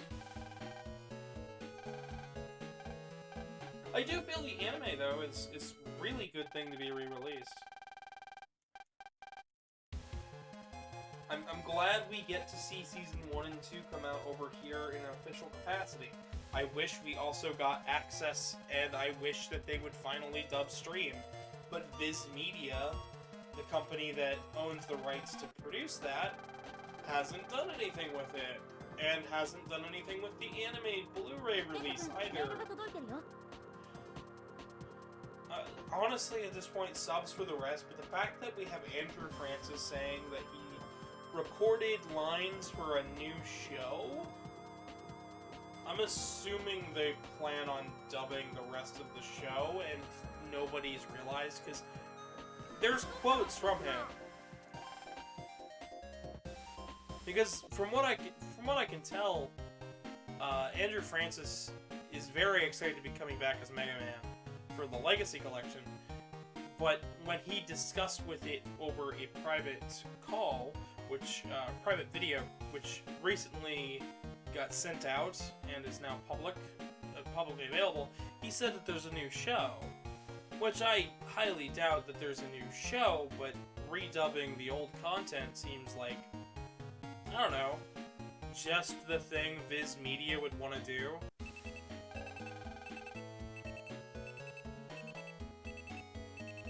Wow. That feels like something they really should.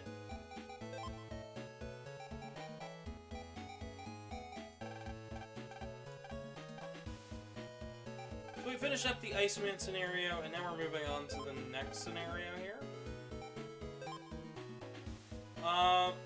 What about all the other voice actors? That is a good question. We know that at least the voice actor and actress for MegaMan are back for the Japanese and English dubs. However, we haven't heard anything from any of the other voice actors, which would make sense, because MegaMan is the only one given a voice for the menus in the Legacy Collection. They'd be the only one that would be able to give out any more information. All the other voice actors would probably be under some pretty tight NDAs, keeping things pretty hush-hush. Even Andrew Francis, aside from the one mention, he's been rather hush-hush.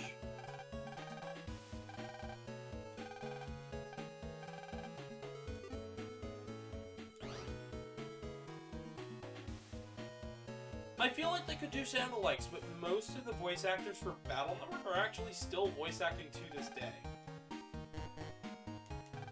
So that's always the good part about that.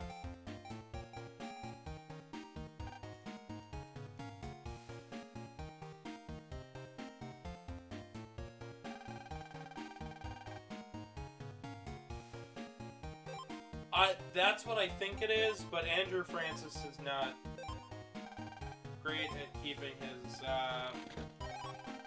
he's not great at keeping his mouth shut. Every time you get him started on anything Battle Network related, he is so ready to spill the beans. It's like watching Tom Holland try to not spoil a Marvel movie before its release. I find it absolutely hilarious to watch.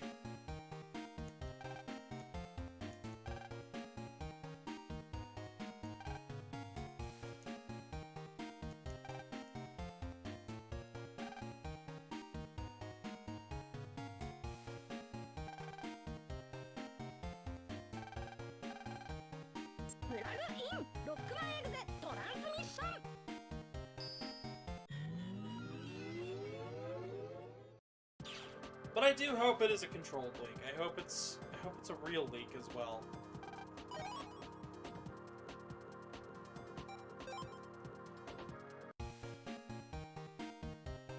As I'd like more people to watch the show and know about this game series than just shrug it off as that weird RPG series that Mega Man did one time. Because it really is more than that.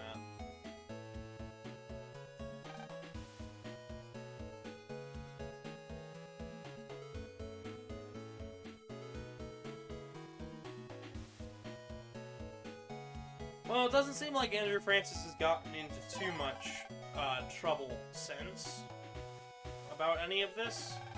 It seems more like Capcom's just excited that he's excited.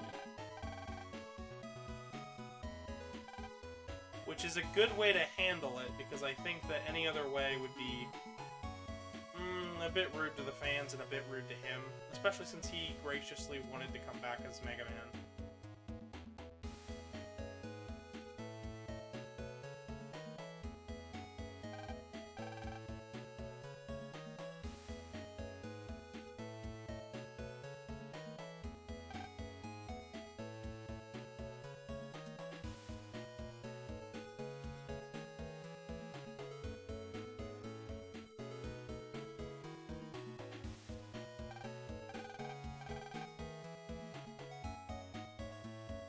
Alright.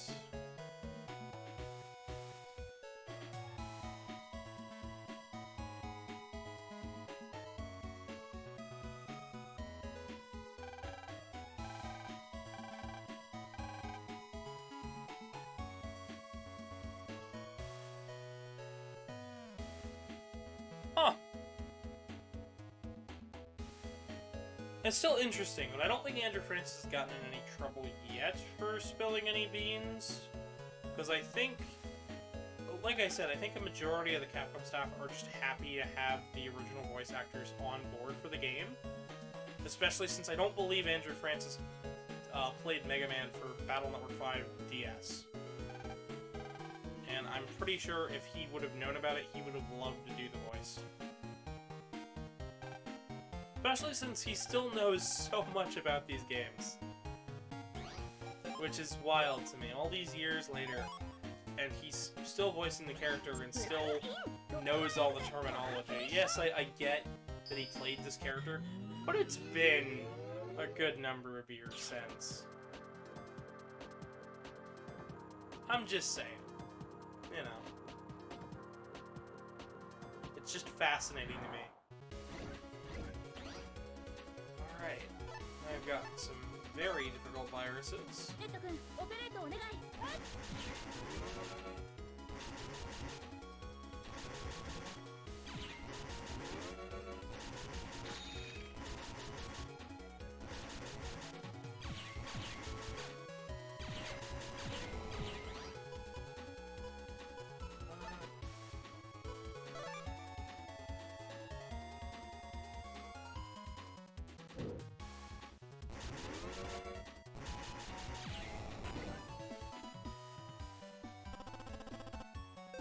Oh, and we got Dino Wave. Perfect. That chip is incredibly powerful. It's not going to be coming too handy, but it will be useful.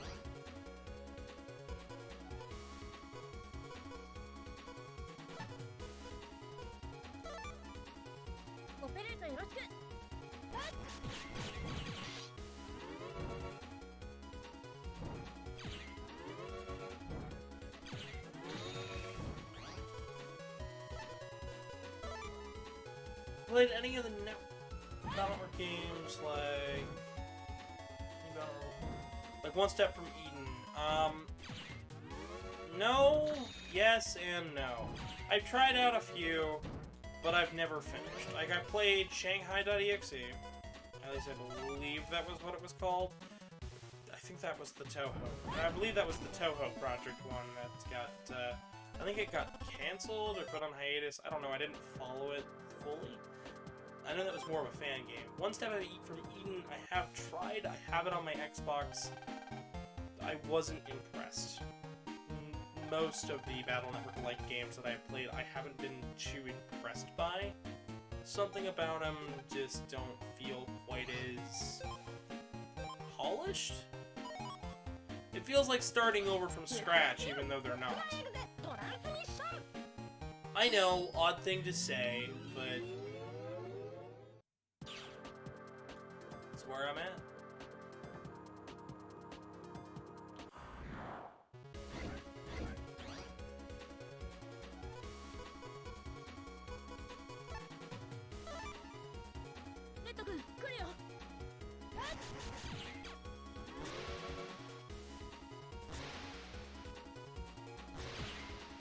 I don't want to mince words. They are not bad games. I just didn't see what other people saw in those titles.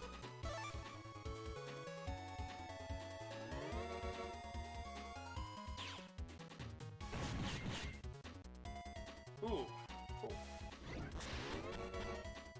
Like, I don't mind if the game feels like a whole new game. I just wish it didn't feel like,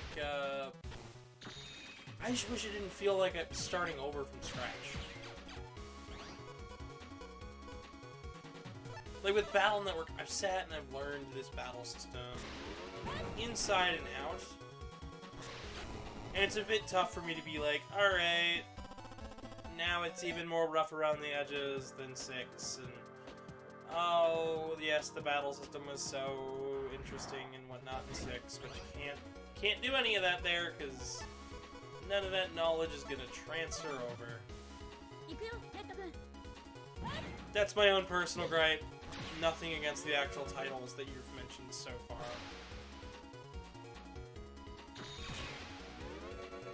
But it's like me playing Spark the Electric Jester. Just because I think it's cool in concept doesn't mean that I'm going to like it in execution. Spark the Electric Jester was really cool in concept, and loved the 3D versions of Spark that I've seen, but when I played the original Spark, I felt there was something missing. But it wasn't a bad game.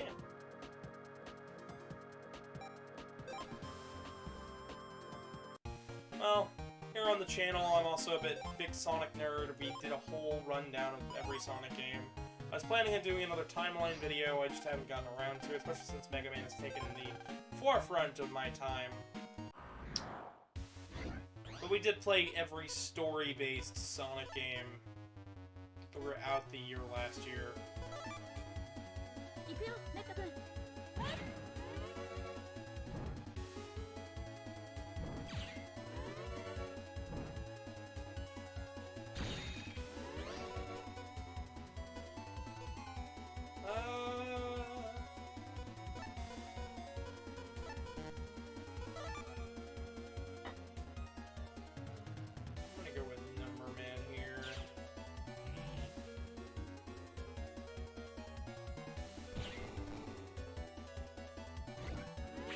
Oh, Star Force? Yeah. That's part of the reason why I'm doing Operate Shooting Star here, because since this game never came out in the States, I actually have a fun story about this. I always wanted a translated version of this game. I thought it was really cool. I thought it looked cool. I wanted to play. This was the version of one that I wanted to play. And when I mentioned it to some people on some old forums, they told me, why would anyone want to play that? It's just Battle Network 1. And I said, but no, it's got Star Force and Geo, and it looks so cool, and you get to play as it. It's this whole new scenario. It just feels like a more complete game. And I guess it kind of goes back to that cynicism that started building back after Mega Man 10.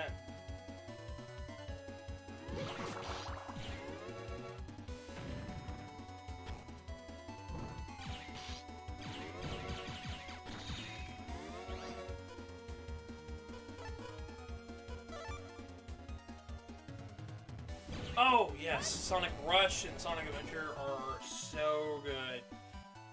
Personally, I like Sonic Rush.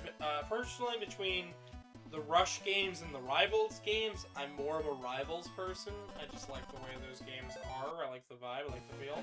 But Blaze and the Rush titles are fantastic.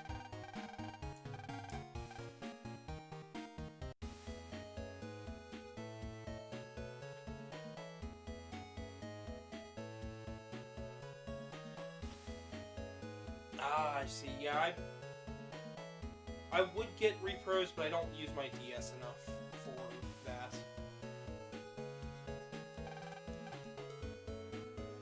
It'd be a cool collector's piece, though. Maybe someday.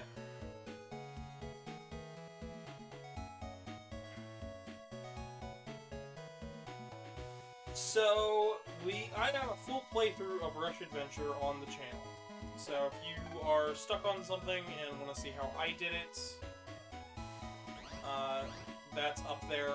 You can find it by searching through the Sonic the Hedgehog playlist, or by looking through the... or by just, you know, finding the video. I did Rush Adventure. I did literally every single story-based Sonic game. Everything from Jam to Sega Sonic Arcade. I played every single one. I felt like such a schmuck when Frontiers came out and upended my entire timeline video that I was planning. Because the one that I did put out was incorrect. Because of how much had changed because of Frontiers. Now, it made a lot more sense once Frontiers came out and I looked at it, but yeah.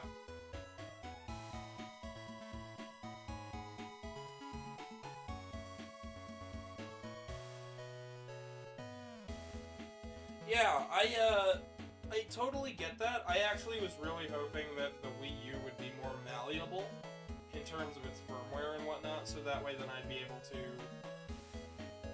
run DS titles on the Wii U more easily. And when I found out it wasn't as malleable as I wanted it to be, I was kind of let down.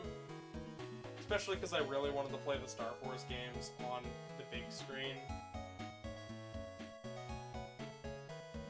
Now, it's cool that I get to play Zelda and stuff on the big screen, like Wind Waker and Spirit Tracks, but like... oh, it would have been cool.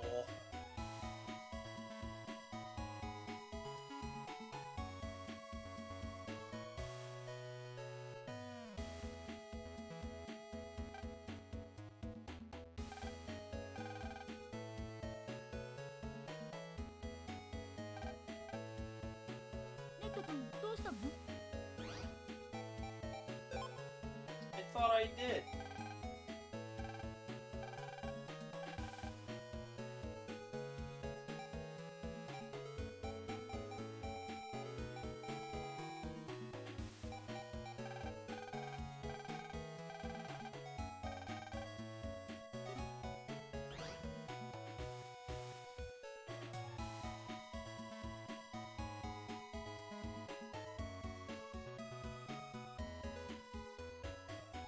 Oh, man.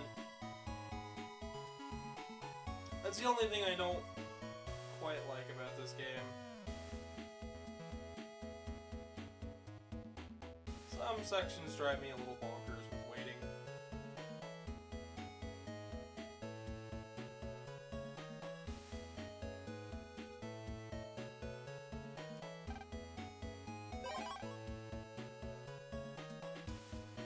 And sometimes the conveyance of where I need to stand and where a cutscene will trigger is...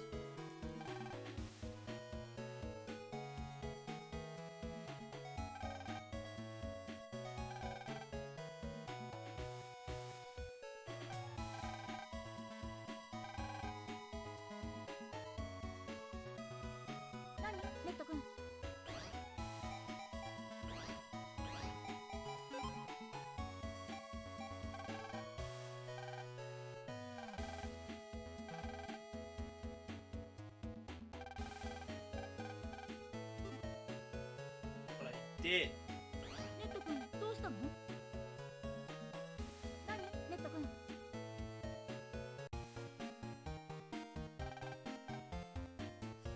Oh, wait, do I have to... ラグインロックマンエグゼ It started me right there. I thought it sent right away. I'm supposed to talk to this guy. ロックマン大丈夫か？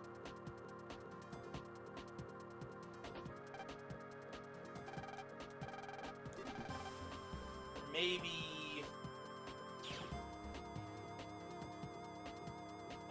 maybe this is how I'm supposed to do it. I feel stupid.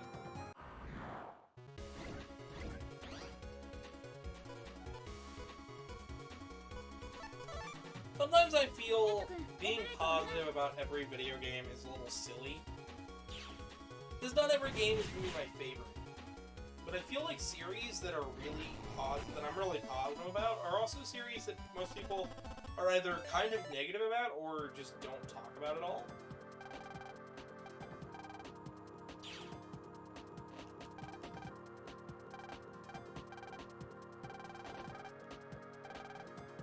Rockman, 大丈夫か？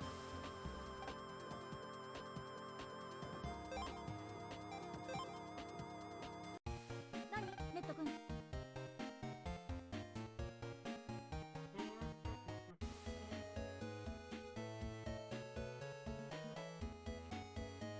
Alright, so...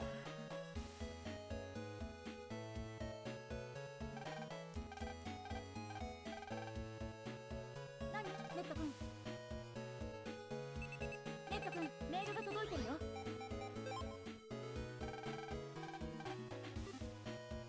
So, I know I said I'd play till 6, but I'm actually starting to run out of steam. I said I wasn't going to force anything.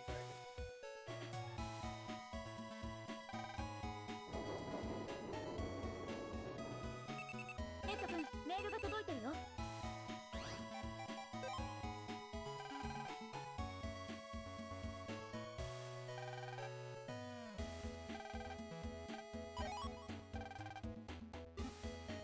Alright, we also got roll 2, which is very useful. We'll swap out roll 1 for roll 2. Jumping from 60 to 100. You know what, we'll also have to... Should probably also swap out some of the... other stuff we have. Let's see here. Brain work, please. Well, Aqua Sword.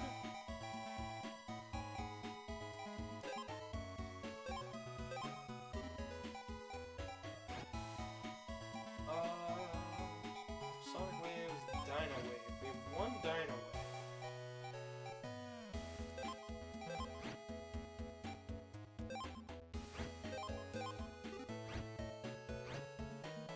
DDM.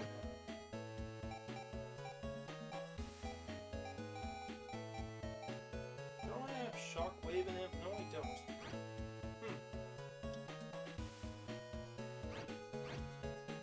I think I would.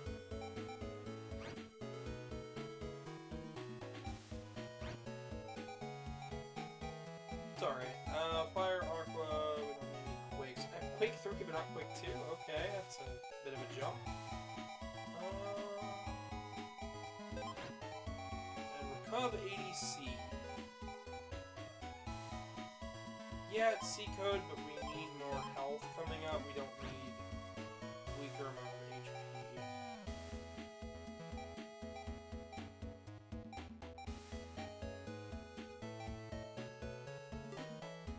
Hello, Sin, welcome.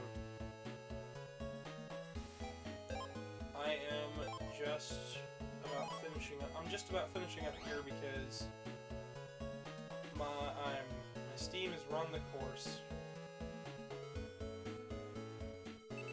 ネット君、メールが届いてるよ。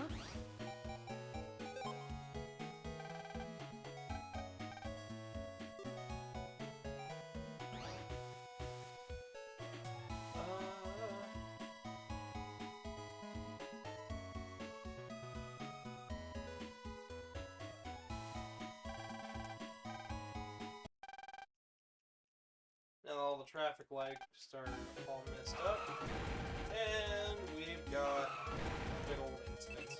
ネット君、メールが届いたね。ネット君。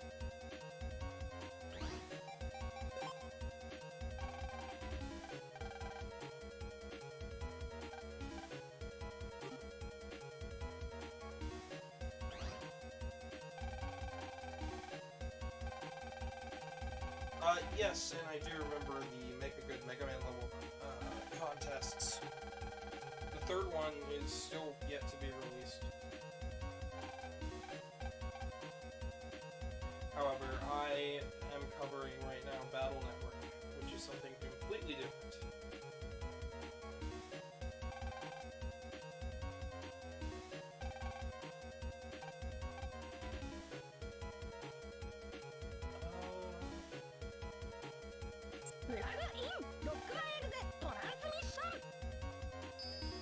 I'm gonna put up my "Be Right Back" sign, and once we get in here,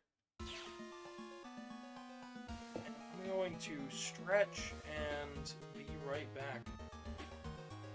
Don't go anywhere, we're not done yet. We're gonna get probably about halfway through Color Man, or at least all the way to the end of Color Man, and then we'll call it. Which will leave us Magic Man, Elect Man, and the Life Virus for, as well as Clock Man and the new scenario, all for the second part of the series. It'll be a lovely time, and I hope to see that then, so give me just a moment while I get myself a drink and something small to snack on.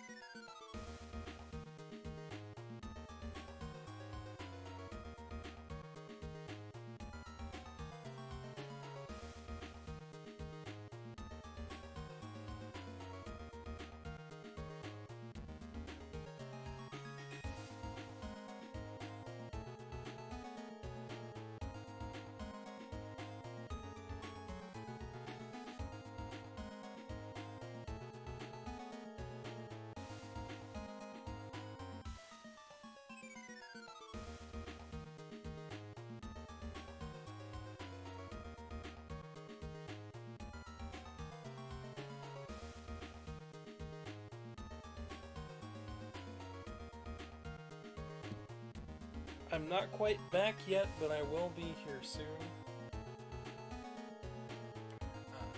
Once again, just getting up, doing some stretches, getting a small snack. Playing a game for about 4 hours isn't totally healthy, so roughly every 2 hours, I like to get up, stretch, move.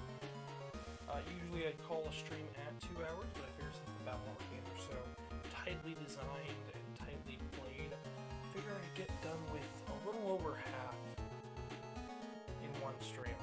Even if we don't get all the way to Color Man, at least leading us up to 6 o'clock feels like a nice comeback for being gone for so long. And to answer Sin's question here about making one for Battle Network, I feel that would be a bit too difficult to do.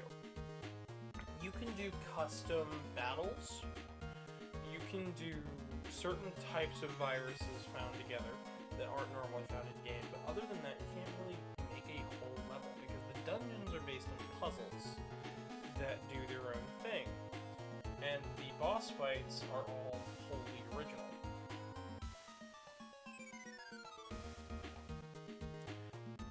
Karmic is asking how the stream is going so far.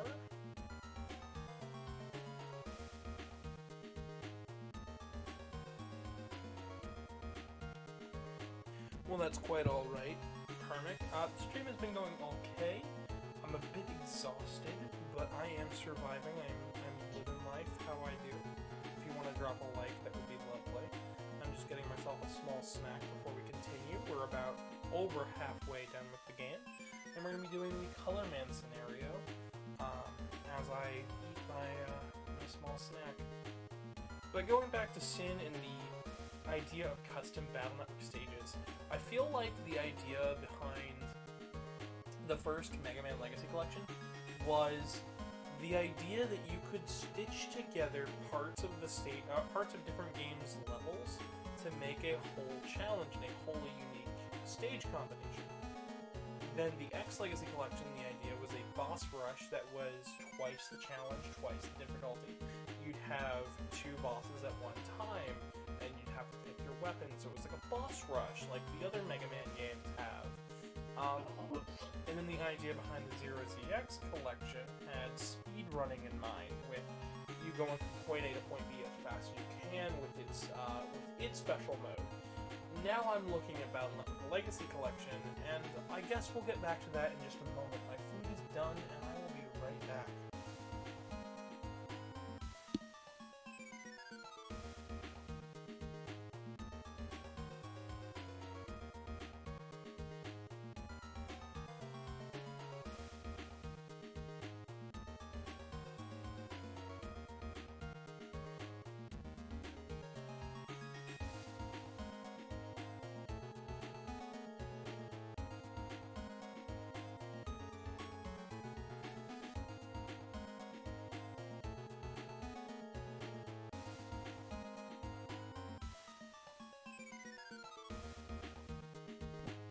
Alright, chat, I am fully back now. I was a bit further away from the mic for that short bit, but I'm also talking a bit quieter.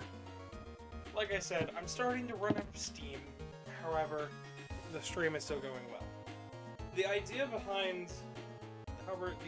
I presented is that Battle Network, with the Legacy Collection, it feels like each one was built upon their own unique ideas and ideals. So, with the Legacy Collection 1 and 2, the idea behind building your own custom stages and challenges off of stitching parts of levels together. The X Legacy had boss rushes, with the idea that you could stitch 2 bosses together to make one wholly unique challenge of a boss fight. And then the final release so far has been the Zero ZX Legacy Collection. And while the idea there was speedrun, it was seeing how fast you could get from point A to point B. So the idea here that I have to bring up, and I feel like it's important that I bring up, is the fact that Battle Network doesn't have such a thing where you could stitch it together and make it fun. You could do different virus combinations, but they already do that.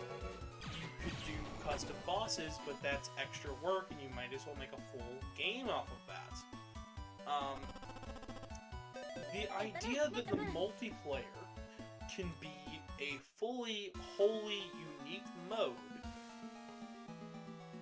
as in versing another player being your whole gimmick behind the Battle Network Legacy Collection, is interesting design. I think it takes into a bit of an interesting design philosophy as well. The fact that the game is already fully featured as is, and all it needs is a few minor adjustments to make it on par with today's modern online experience. Anything from Pokemon to smaller indie titles, even larger esports events.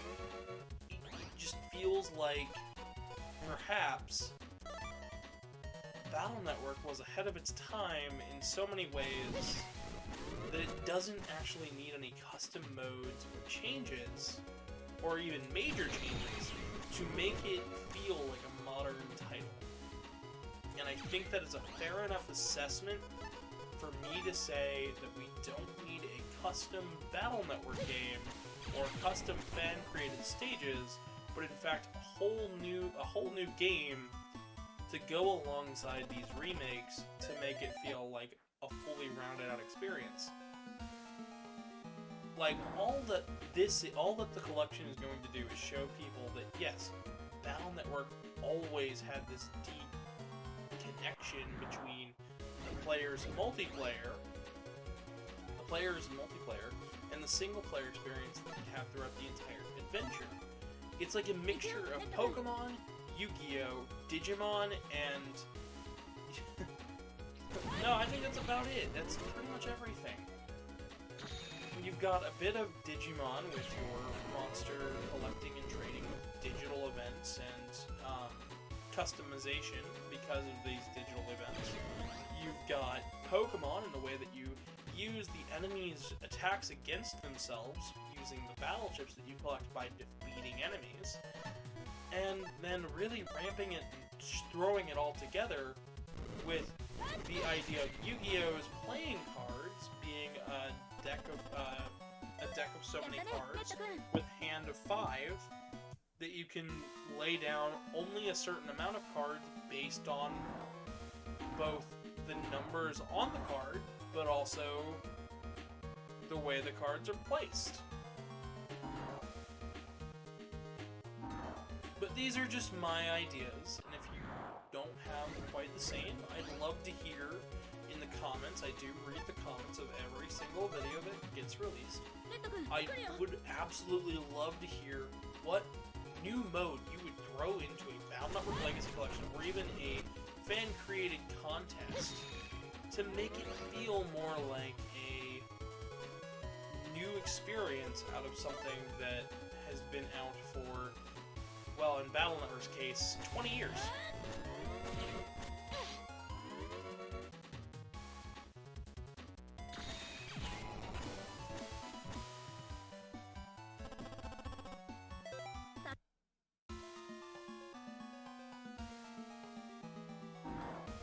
And these are the discussions that I like to try to have on this channel, by the way. This isn't something new, where I'm just throwing it at the wall and everybody has to listen to me. I much prefer if everything that we do on this channel be a discussion, rather than a be-all, end-all, here's the answer.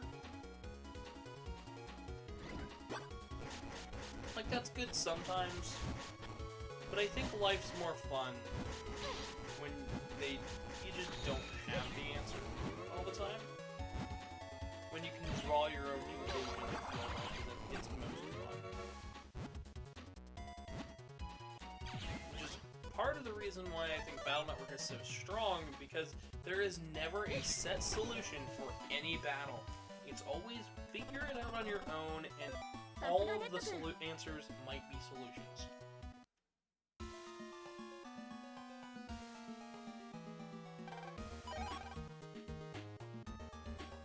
And that, I think, is one of the best ways to design a game.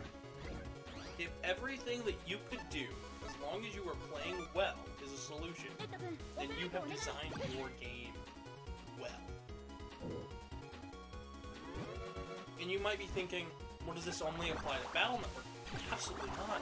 I think Mario and Luigi's Superstar Saga, Partners in Time, Bowser's and Centauri, all of that has that same energy, because you can jump out of the way of attacks and, you know, dodge, guard, and do all sorts of stuff.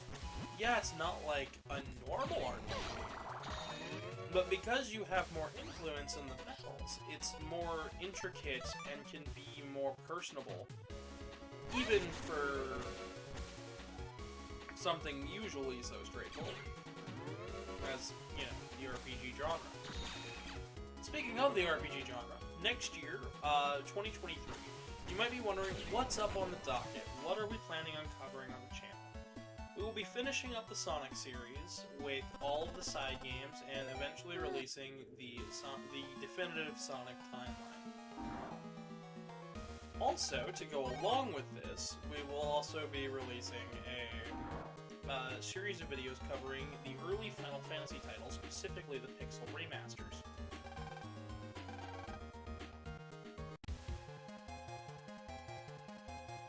We will also be covering the MegaMan Battle Network and classic games to the best of my ability, even if you know, the best of my ability isn't everyone's best, I will certainly be trying my best, if that makes any sense. But that's what's going on with the channel going into the next year and going into this year. Streams are still going to happen. I will let you guys know if anything else, you know, happens. But as far as I'm concerned, this channel's going nowhere. We're going to be getting bigger and better the more things happen. So I said I'd play about till 6 o'clock. But I think my Steam has finally run its course. I have nothing left to say for now. Of course, I will have a lot more to say in part 2 of this series, so I don't know whether I'll be coming back tomorrow exactly, but it might be tomorrow, it might be the 30th, it might be the 31st, heck, it might even be New Year's Day. All that I have to say, though, is I am so glad you guys sat through and watched this. I'm so glad chat was so well behaved. So my final bit of plugging for today's episode is, once again, the Twitter, @GavinDragonYT. Feel free to follow me there. And of course, remember to drop a like and subscribe and share this video with a friend if you really enjoyed it. So, that's been it for me. And once this video gets done processing, there will be stuff on your screen you can click on. And remember to go check out the Ultimate Guide to MegaMan. It is one of my longer projects, and it will be a 3-part series. Of course, that's not all I do on this channel. I'm not just the MegaMan guy. I also do Sonic, and there will be all sorts of more content coming your way going into 2023. And if you like this channel and want to see more from me, feel free to check out my PayPal and donate to that, where it supports the channel even more so because it allows me to get food and survive. Beyond all that, I have been your humble host, Gavin the Kitty. Good night, everybody.